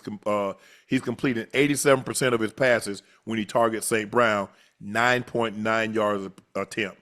Woo. And comparing his 69% completion rate with 6.8 yards per attempt when targeting all other guys. So, hell, he damn near perfect no matter who he's throwing to. But he really on point when he throw to St. Brown. Yeah. Dan Campbell described the connection between golf and St. Brown as an art form. Josh Blackwell blocks a field goal to preserve the Bears' rally 25-24 over the Raiders. Chicago had 4 takeaways for the second game in a row, allowing the Bears to survive a mid-performance by Caleb Williams and Ben Johnson's offense. They gained 271 yards, just 69 on the ground. Ben Johnson said, "That's a huge character win for our team. I just love it for them." Let's see here. I'm trying to see what these stats look like.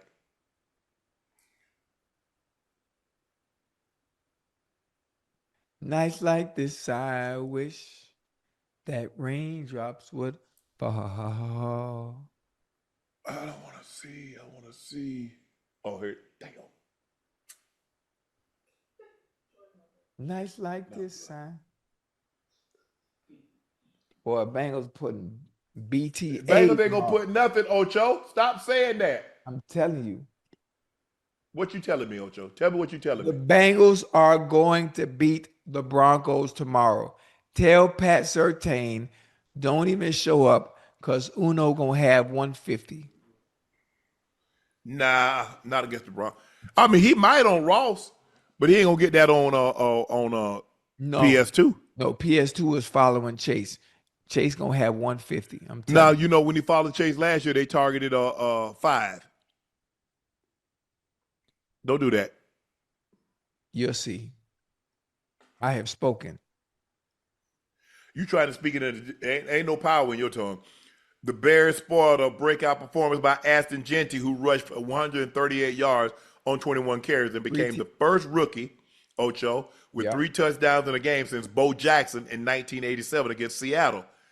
Genty rushed for a touchdown and caught 2 scoring passes.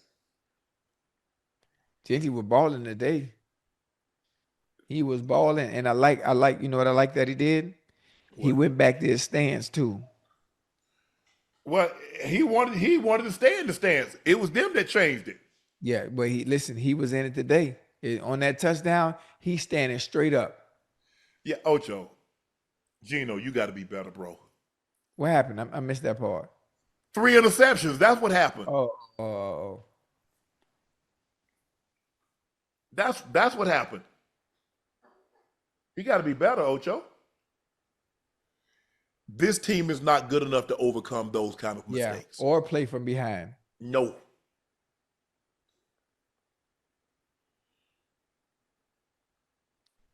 $14 to 21, 117, 2 touchdowns, 3 picks.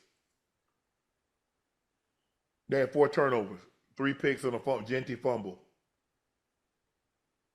They're not that good to overcome that. Congrats to the Patriots for beating the Panthers. Drake May had an unbelievable game. For a second, Drake May. Carolina went right down the field and scored. I was like, okay, they're gonna. It's gonna be one of them games back to back. Yeah, I thought so. They scored, and that was about it for them. Drake May was 14 of 17, 203, 2 touchdowns. Stephon Diggs had his best game as a Pat, 6 for 101. Okay, Diggs, get them boys that business, boy. Bryce Young was 18 of 30, 150, 1 touchdown. He was relieved. Andy Dalton was 5 of 6 for 58 yards and a touchdown. But nothing to write home about. And the Bills, they kept the Saints winless.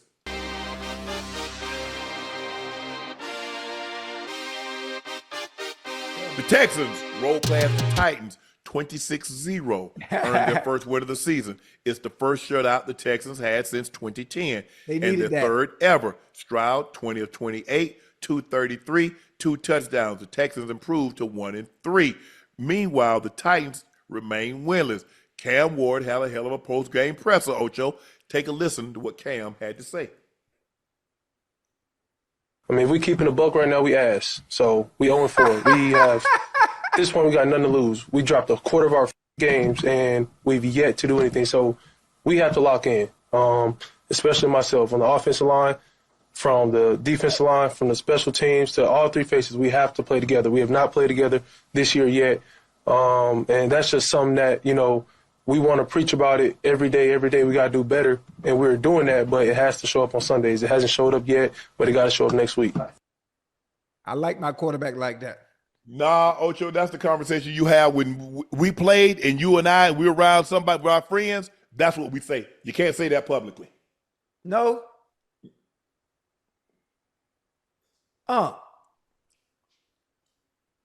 Ocho, he's your quarterback.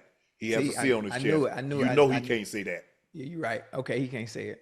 That's what you say when you around your boys and y'all somewhere. Man, we some slaw. We some slaw. Yeah, we stir fry. Hey, you don't. Hey, can I ask you a question? Yes. I know the program. I understand the power structure when you're the face of a franchise, but you don't like the authenticity. No. You don't like the rawness and the answer? Not from him, Ocho. Everybody can't say everything. He is the quarterback. He has a captain. He has the C on his chest. No, he can't say that.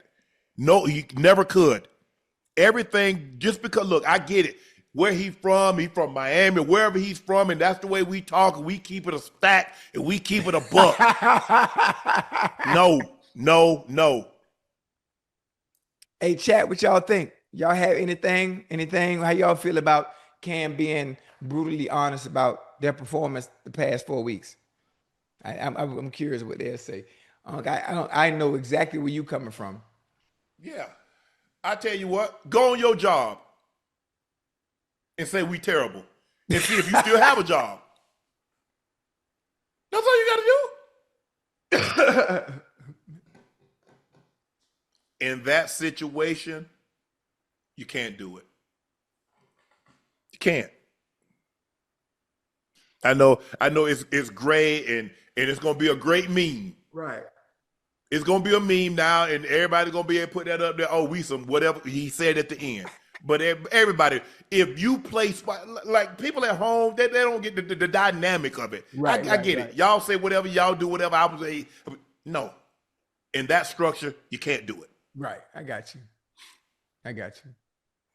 I love people, but he's not lying though. Go on your job and say the exact same thing and see if you still have a job. See, y'all like when somebody else said it because you know it's something you would never do. Yeah. But the funny thing is he's in the position where he can say it. Yeah. But see, just because you can do something, that doesn't make that you should do it. Yeah. It's even more that he's in the position. That's when you have to be even more conscious of it because you're in the position. To whom much is given, much responsibility comes along with that. Yes, sir. Damn, listen. To be a leader, right? It's just not being about the best. It's knowing what to say, when to say, how to say it. Yeah. I hate that you have to be like that as a quarterback. I hate that. I like that rawness and that authenticity. And I think to me, the message and saying it like that, the players in that locker room. Name a great quarterback that's ever said that. That's the whole point. I hate that quarterbacks are robotic and say everything. Okay, really name a great player that's ever said that. Say what? Forget football, basketball, baseball. Name a player, a great one that said that. When Jordan cussed everybody out. When Kobe cursed everybody out. What we say behind closed doors, right? That can never get out. Okay. The way we talk in a meeting, Oh yeah. the way we say, yeah. Yeah. But We might say, you suck and you suck. Boy, you was some straight up. But you know what today? But as a leader, and I don't expect, like I said, if you've never been in a position to lead, you could never possibly understand. Exactly. And I can tell, like when I go on people's timeline and I see them, I can tell who's been in leadership position and who hasn't. Yeah. Who's had great responsibility and who hasn't. Right. Yes, sir. That's all it is. You don't, yes. But to say whatever comes up, comes out, doesn't work like that. It really doesn't. It really doesn't. Yeah. Remember we had that conversation not too long ago about I wish and want more players to do what? Tell the what? True. And that's exactly what he gave us today. Something different beside the same. Hey, all I know, guess what? Angel Reese did that. What did he get her? Remember Angel Reese said the same thing about her teammates. What did he get, Ocho? Oh, got her suspended. She got suspended. Exactly. Yeah. She probably won't be with the Sky next year, huh? Can't do that. Yeah. People don't, like I said, if you've never been in a responsibility, if you've never been in a leadership position, or if you've never been a part of a team, like people, I say this is what I would say. Everybody always says what they would do when never been in a position to have that choice or have that chance. A lot of things that I say, I've been in positions. So I'm telling you what I would and wouldn't do because I've been there. Yeah.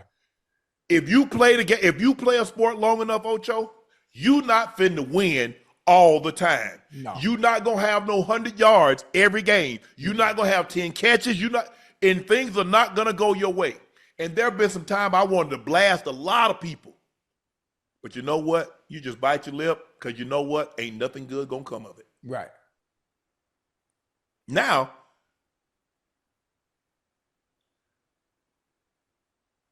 ooh, damn. What happened? Had 10, he was 10 of 26 for 108 yards. He got sacked twice. So basically he had less than 100 yards back, and then rushing. They had 18 carries for 82 yards. Man, how long did they actually have the ball? You only got 43 plays. Less than 22 minutes. There you go. One team possessed the ball 38 minutes and 21 seconds. The other team had it less than 22. Third down efficiency. One team was 2 of 11. One team was 6 of 15, but was 3 of 3 on fourth down. Oh, man. Ta-da. Yeah, that was funny. Look, Cam, I don't know what you thought. So let me ask you a question. You thought you was going to be the number one pick in the draft and go to the Eagles? Or go to Kansas City? I mean, do they understand how this works, Ocho? Yeah. The best player in football goes to the worst team. Mm-hmm. They're going to be all right. I mean, I'm confused. Sometimes I think they think like, oh, no. Yeah. You don't turn it around in 1 year. There's struggle. Yeah. Well, whoa. I think also when you look at what a Jaden Daniels was able to do, you look at what a CJ Stroud was able to do, you might want to come in, okay, I'm the number one pick. I'm going to try to emulate and do the same thing that those dudes did for their franchises and turn them around like that. But look at the personnel. Yeah, that too. That too. You got to look at the personnel and how, like, somebody said this new generation, we tell it like it is. This new generation stay broke. That's what this new generation do. You can't talk. Look, I want to know. I want you to go to your job and say on your job what he said. And let me know how that work out for you. It ain't about being stuck in your ways. there's a Ocho knows. Ocho, see, the thing I know about Ocho and being around Ocho, Ocho joke a lot, but Ocho knows how things work in a locker room environment, in a professional environment. I know what lines not to cross. I know how far I can go. Hey, now with Ocho with his Ocho they had a bad game. Ocho go home with his boys. Boy, we was terrible out there today. Boy, I was telling her, hey, the fans booing. I was booing too. Boo. hey, they're like, damn, they booing Sharpe. They're like, yeah, me too. But you have to understand, like, what we say, what I would say to, like, in a meeting, man, I couldn't say that publicly. Nah. And all the great players understand. Look, he'll learn his lesson. He'll understand that being a quarterback, first of all. Second of all, he has the C on his chest. So he has a double whammy, Ocho. Right. He's a quarterback and he's a captain. Mm-hmm. A lot of times when emotion is high, logic is low. And that's what happens. You know, he's had success and he comes into a situation and Ocho, you know how we think. We're gonna turn it around. Shit. Hey, I'm a winner. I've been a winner my whole life. Yeah. But hey, sometimes even your winning can't overcome what they already got up in there. It's gonna take some time for you to flip that around. Yeah. Now, also, what did Jaden Daniels have? He had a change in leadership. He had a change in ownership. Yeah. He got Daniel Snyder up in that. Daniel Snyder still there. Jaden Daniels ain't winning like that. Right. Top to bottom. You can't overcome bad leadership. Right. So now they fixed that problem. They got players around him. Cam, just give us some time, bro. I understand. I know you thought you'd probably have a couple of wins by now. You're 0-4. Are they the only 0-4 team? Are they the only team that hadn't won a game yet? The Saints. I know you probably thought you'd win a couple of games by now. Just give it some time, bro. You're gonna have a long career. It's gonna be a lot of ups and downs. Everybody can have a damn Tom Brady career. Every year we're in the playoffs. Every year we win the division. And every other year we're in the damn Super Bowl. Yeah. Boy, if it was only that easy.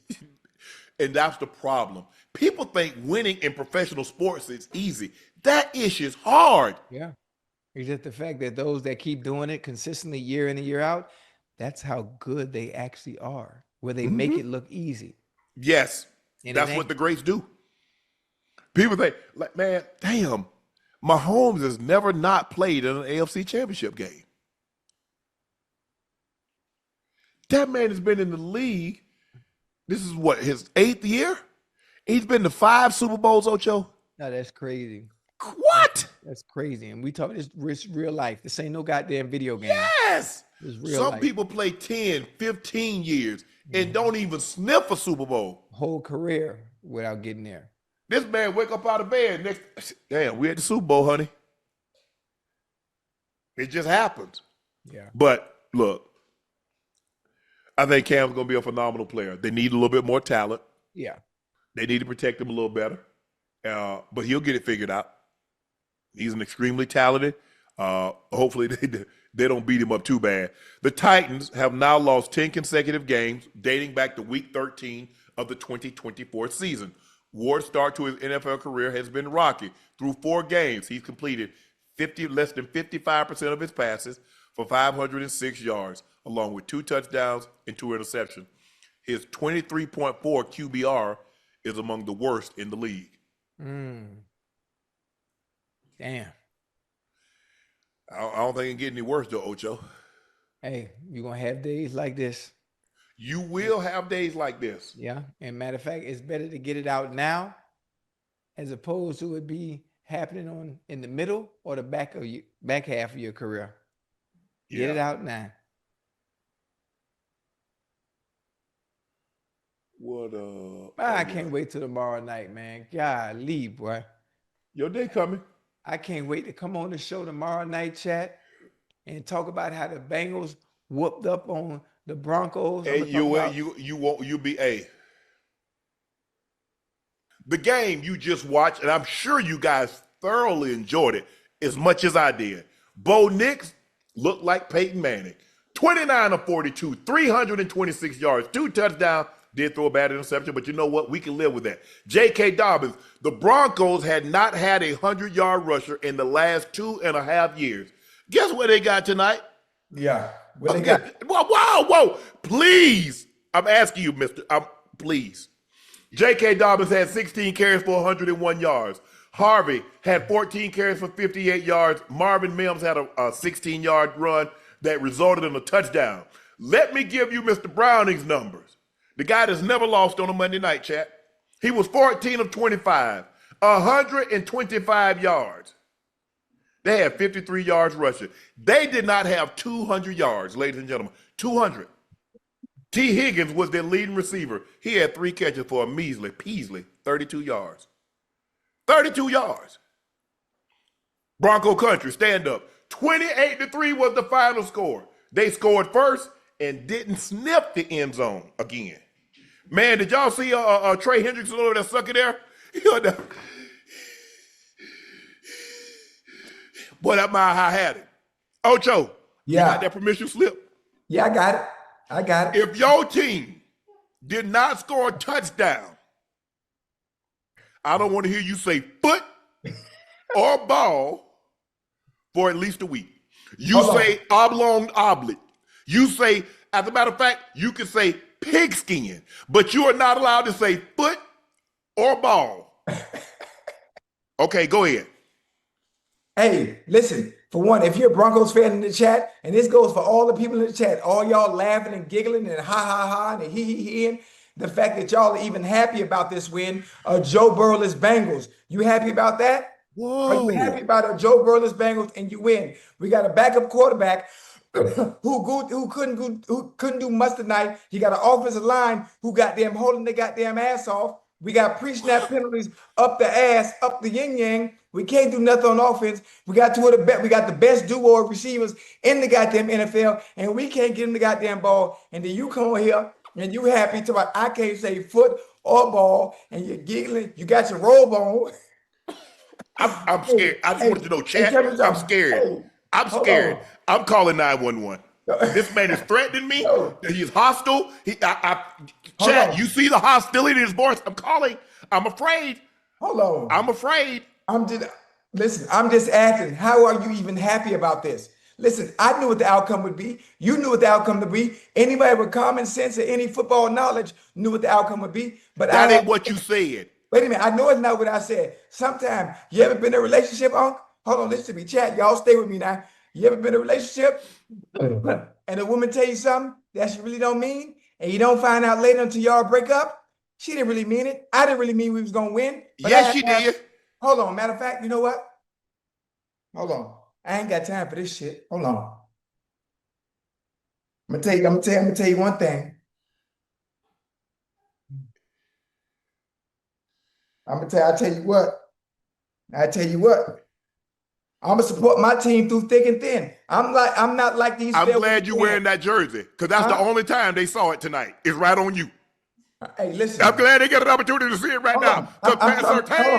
I'm trying to understand. Are you really happy with this victory? We have a Joe Burrowless Bengals. We couldn't do nothing offensively. Hey, and Opie D'd him up. Did you see Riley Moss? Opie pooping on him. Who? Riley Moss pooping on him. Yeah. All right. Riley Moss, number 21, the one that's opposite. He pooping on him.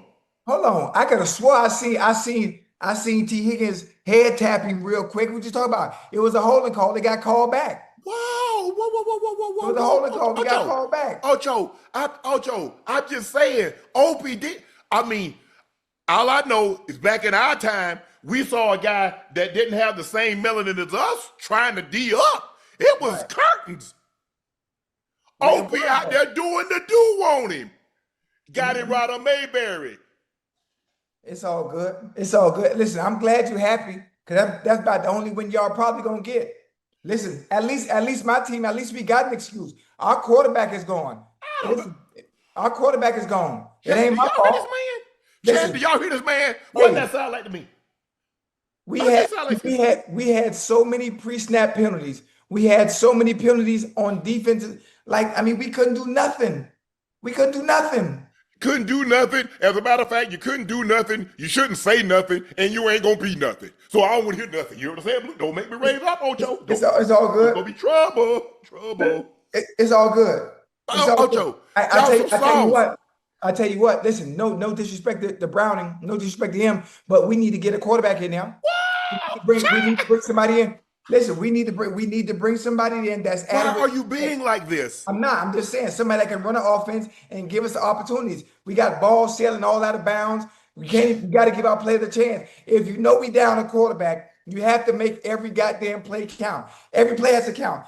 The offensive line has to understand that. You got to give us the chance to win. You don't got the hole. You don't have to hold. You got the hole if you can't block.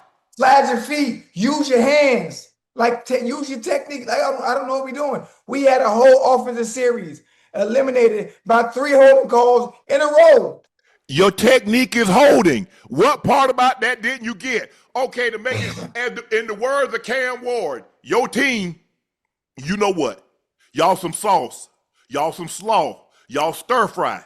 Y'all cheeks. Y'all buns. Y'all booty. Y'all sack.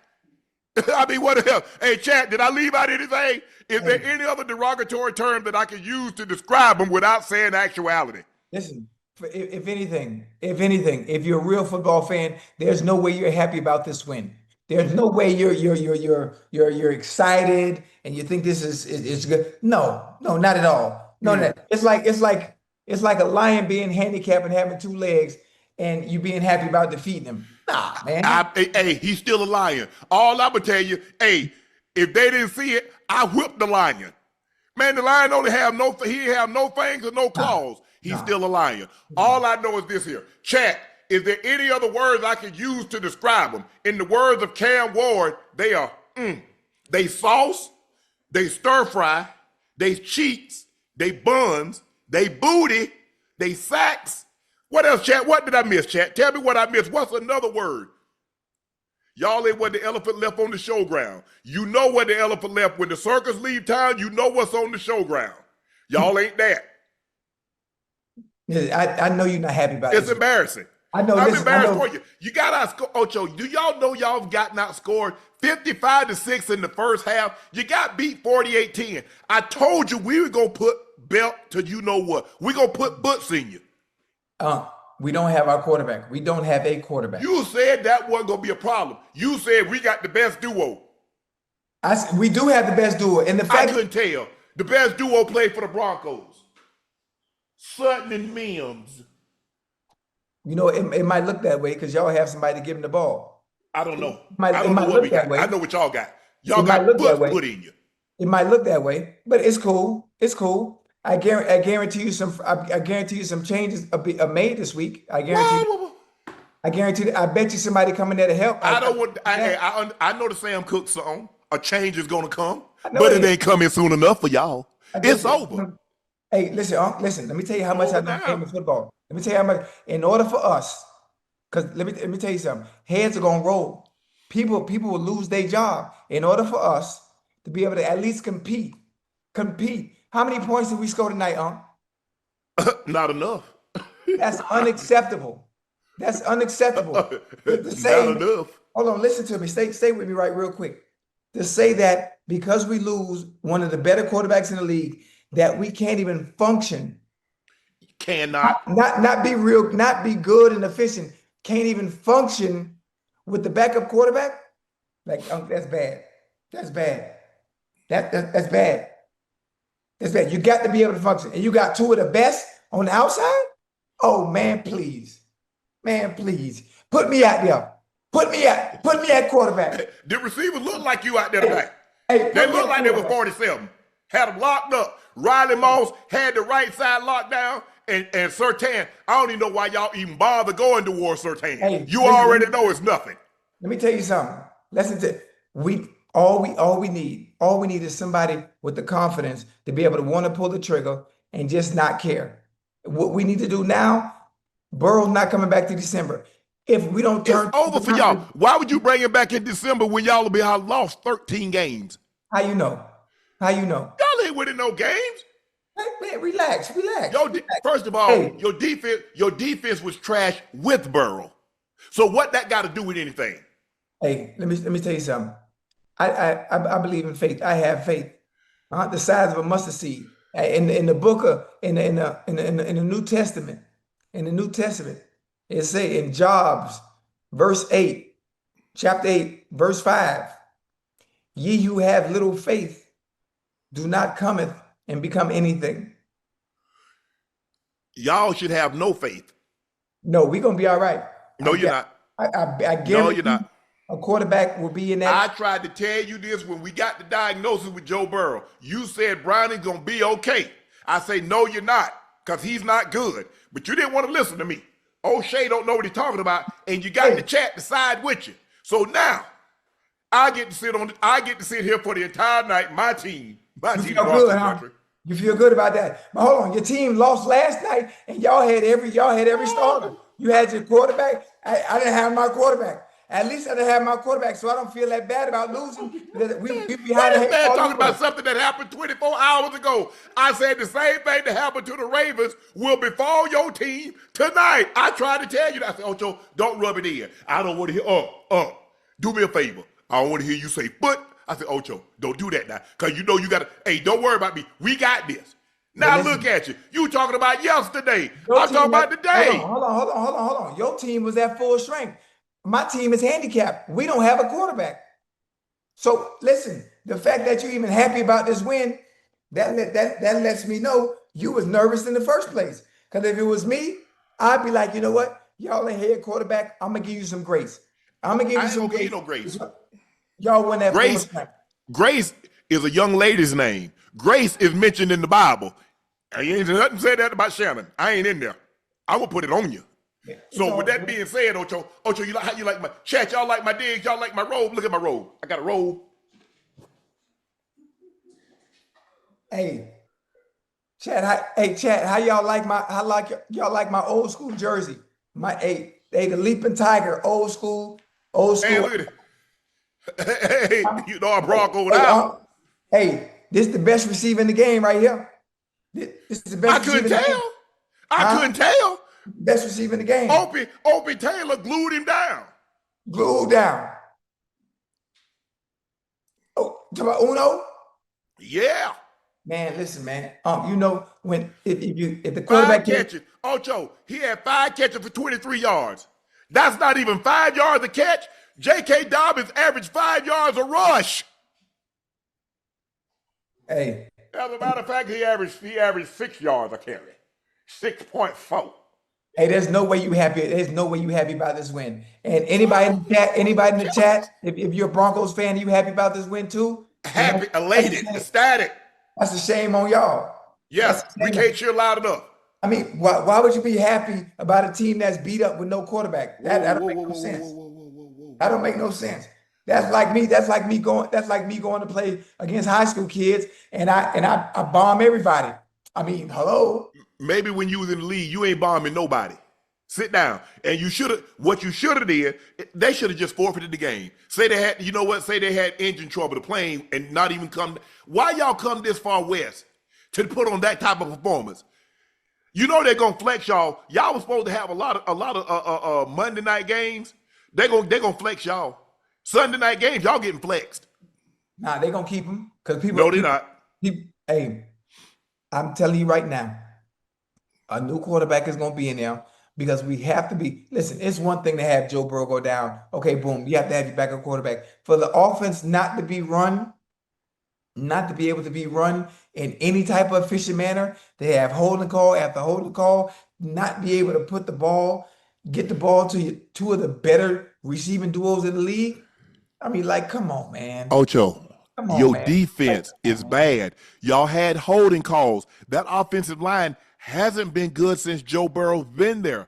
A lot of the reason Joe Burrow is hurt is because of that offensive line. So I'm trying to figure out the quarterback that y'all can bring in that's going to be functional and can be operational behind one of the worst offensive lines in football. I don't care the receivers you have. As a matter of fact, bring Jerry Rice back in his prime. Bring Randy Moss in his prime. With that offensive line and that quarterback, they're going to look like just like Hold on, what hold those on, guys hold on. look tonight. You know that's the same offensive line that Joe Burrow had when Jamar Chase had the Triple Crown last year, right?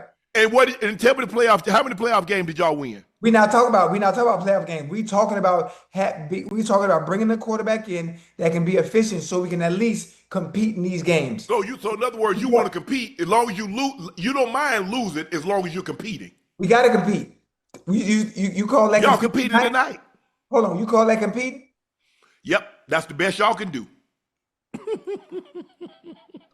Oh, well, wait a minute. Oh my God. Hold on. Yes. Wait, hold on. Hold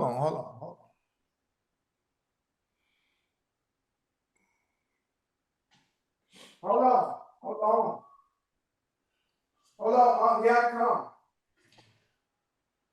Yeah, they talk about my Bengals. We gonna be all right. Chad, y'all want to see something? You see a couple of photos of your favorite up back in the day. Yeah, let's talk. Hey, let's talk about my Dolphins though. Let's talk about my Dolphins. Ocho, we talking about this game. We're gonna talk about the Dolphins in a minute. Yeah. Hold on. This man claiming a team. He don't want to claim the Patriots. He don't want to. Now he want to move on. Well, we know what happened. Let's talk about my Dolphins though. Hold on, Ocho. Let's wrap up this game. Hey. We wrapped it up already. Y'all won. All right. Let's talk about them Dolphins. Oh, Ocho, these the gloves. I don't know if you can see this, but these the gloves that I wore when I broke the tight end touchdown record. Yeah. Yeah, that's it right here. Hey, Chad, look at it. Why them look like Newmans? Them Newmans?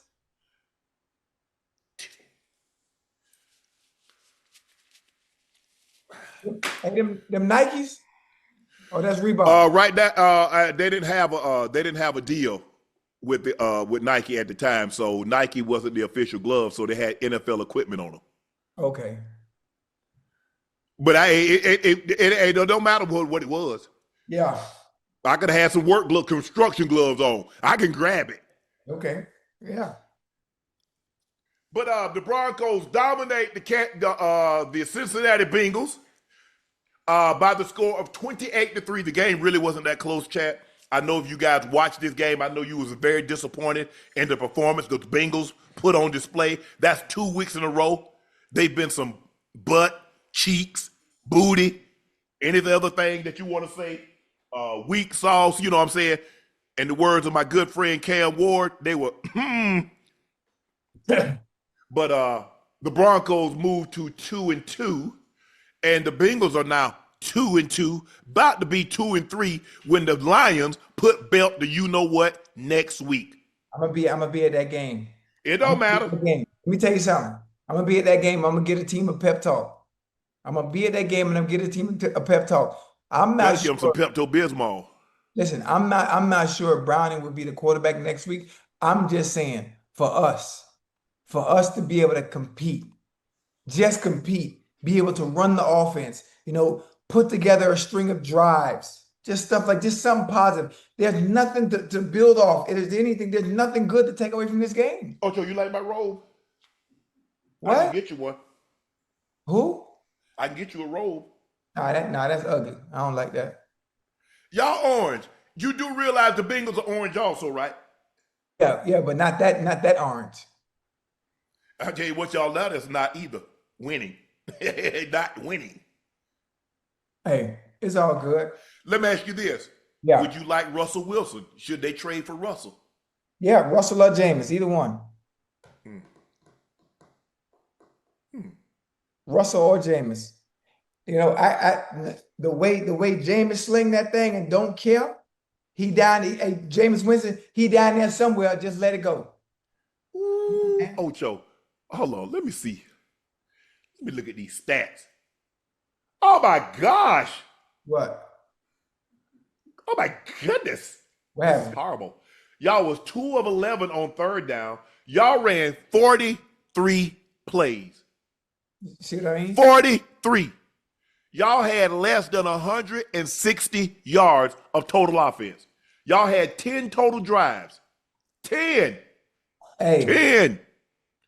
now you see what I mean? You practice, you get to work at 9 o'clock in the morning on Wednesday. You leave work after practice, go through meetings, watch film Wednesday, Thursday, Friday, Saturday. Saturday, you got walkthrough. Saturday, you get on the plane, fly way to Mile High, and you put up 160 yards of offense after working all week long. You mean, hold on. Let me get this straight. I'll make sure you heard you straight. You say y'all practice? Wednesday. Oh. We get to the stadium 9 o'clock in the Y'all morning. did that in practice? I think y'all could have did that without practicing. You see what I mean? That's what I'm talking about. That's what I'm talking about. That's why that one change needs to be made. One change can do wonders. Move the Bengals out of Cincinnati. Nah, we good. We good. Talk about them Dolphins though. I've heard we finna go to the Dolphins. That's not your team though. I mean, we've been on one game for the past 30 minutes. Whoa. You can't say foot or ball, and I told you, you cannot say game. All right, Pigskin. Let's talk about the other pigskin game. Okay. I told you can't say game. Oh. The Miami Dolphins win, but they lost. In winning 27-21 over the New York Jets, they lost Tyreek Hill to what looks like a potential season-ending injury. But they did win the game by the score of 27-21. They get off the snide. Now they're 1-3. Yeah. Tua, 17 of 25, 177 yards, 2 touchdowns to Darren Waller. Yeah. Devon Achane had 20 carries, 99 yards. He had a rush touchdown. Justin Fields played well, but he turned the ball over. 20 of 27, 226 yards, 1 touchdown. They ran the ball all for almost 200 yards, but they were undone by 3 very costly fumbles, and that was the difference in the ball game. They're getting ready to go in for a touchdown, and the DB makes a great punch out, and boom. That was Minka. Minka did that. Yes. Ocho, we'll get back to this game. Tyreek. Yeah. He landed and his leg bent awkwardly after being tackled by Malachi Moore along the sideline. He was carted off with an air cast and waved to the crowd. I mean, I don't really know what to make of his emotion. Maybe he was not wanted. I've never seen anybody seem to be happy that they were injured. I don't want to read too much into it, but I think for me, Ocho, I don't think you've ever seen that type of reaction going off the field. But let's send hopefully everything, because it's being reported, Ocho, he went to the hospital. Yeah. So I don't know anything. I haven't gotten any reports. I don't know if you know anything. You're down there. If you've heard anything, but it didn't look good. Yeah. Yeah. I mean, listen, as far as his reaction goes, that's one of those, God damn, if it's not one thing or another. And of course, because the cameras, because everyone can see you, you have to put on that face, that smile, obviously, because I mean, like, God damn, because the first thing he says when he got on the cart, you could see his expression. He was like, God damn. And he got that smile on his face, like, I'm going through this, I'm going through that. I'm trying to get my season turned around. And then here we go with this bull drive happened to me. I mean, it's unfortunate. And I wish my dog well. I'm hoping it's not serious, being that they had to cart him off and they had to put an air cast. It's serious. Yeah, they don't air cast for no reason. Matter of fact, go ahead, Ocho, finish up. I'm finna text him. The Jets had 23 first down. The Dolphins had 19. Third down efficiency, the Jets was 4 of 9. Dolphins was 4 of 12. The Jets had 400 yards of offense. Dolphins had 300 yards of offense. The Jets had 13 penalties for 101 yards, and they had 3 turnovers. That's how they lost the game. Yeah, the turnover. What's I think you know who else I think hurt they need too? Who that? Allen. Oh, the Jets running back. Yeah. Yeah, he ran the darkness. He ran right into the back of his own guy, and then the guy came Like, and yeah, I hate when players do that, huh? Because yeah.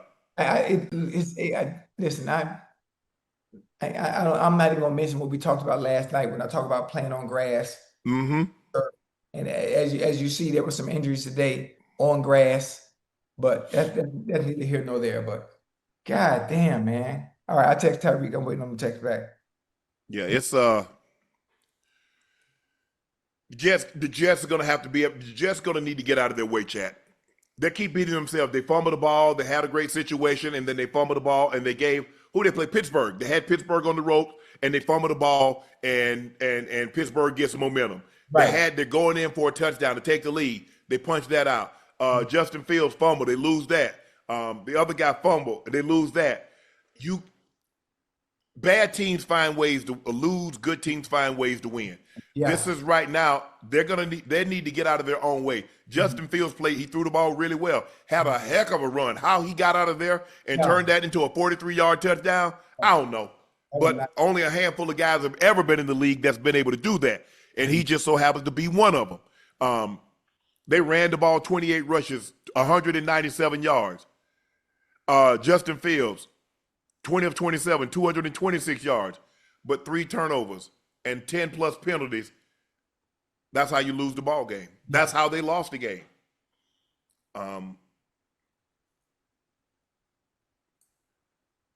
That you got to be better than that, Ocho. I mean, I really don't know what to say. I feel bad for AG. Yeah. But guys got to take care of the football. You got to find a way. You got to win a game to get your confidence back. Because right now we're close, and I'm saying, hey guys, we're right there. We're close, and they are.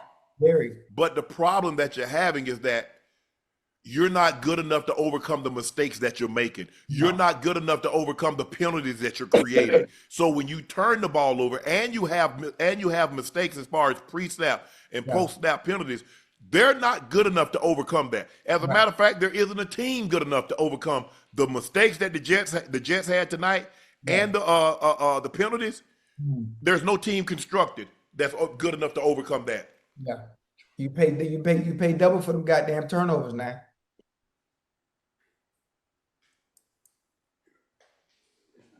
Hey, Unc, I got a question. Yeah. And everybody in the chat that was laughing while y'all was he and ha because my Bengals lost minus Joe Burrow. And yes, we couldn't move the ball. We weren't efficient. Offensive line looked like they were inept. But all you Bronco fans in the chat, who y'all play next week? Who y'all play? Huh? The Eagles. The who? We talk about this week. We get 24 hours to celebrate. Who y'all play next week? We play the Lions. I'm gonna be at the game. That y'all are winning? I tell you what, y'all ain't winning either. I bet that. So we both gonna be on the show, and neither one of us gonna be able to say foot or ball. You ain't gonna bet nothing. Who won't bet? You. Oh, what you want to do? Throw it on the floor. I'll pick it up. Nope. Bet some. Man, our Broncos look good tonight. Oh, okay, here you go. You think they look good because you're playing against a depleted Bengals team? I'm playing against a Bengals team. No, you're playing against a depleted, injury-stricken Bengals team. How about you judge your Broncos off how they look against a team like the Eagles? Do that. Hey. That's what you judge them. Judge them off the next week's game. We'll see. What's the hostility for? Make sure you keep the same energy. Make sure you keep the same energy. I'm your partner. I know. I'm just saying.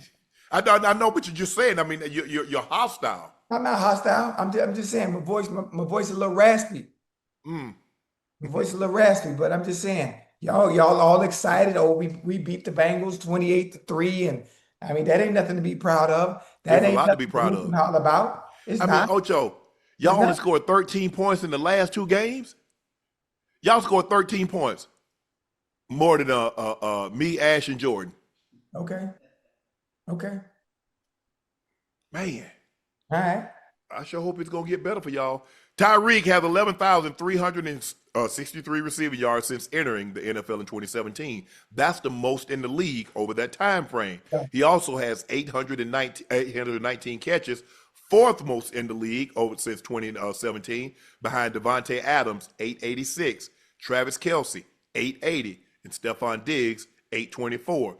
His 83 touchdown catches are the third most in the NFL over that time frame. Devontae has 102. Mike Evans has 91. Here's the thing, Ocho. Yeah. You can't trade him now. You're stuck with him. He on your team for the rest of the season. And he's not gonna. There's a great chance. We don't know, but I'm just saying, if you were thinking about trading, you can't. Second of all, he's on your team, and he's probably not going to be able to be any benefit to you because that looked really, really serious, and it doesn't look like he's going to play anymore this year. Mm-hmm. So now, all that being said, there's a greater chance this offseason. I mean, everything's going to have to check out. Ocho, you know how that is, because now the value is not what it once was. He's over 30, and he's coming off a significant injury. There is value there, but not the value that he had before he suffered this injury. Right. So now, what are the Dolphins going to do? I'm not sure. I'm not sure. To me, it's all based on rehab, treatment, and seeing how you feel when you get back. We've seen a few players come back from injuries. We don't know what the injury is yet, to date, but knowing Tyreek, knowing the way he works behind closed doors that most people don't get a chance to see, that he works his ass off. So he's gonna work his tail off to be able to get back out there and get back to full tilt. Yeah. As far as speed goes, you ain't losing no speed. Yeah, he got that to play with. That ain't going nowhere. So I'm just hoping, you get your range of motion back, get your flexibility back.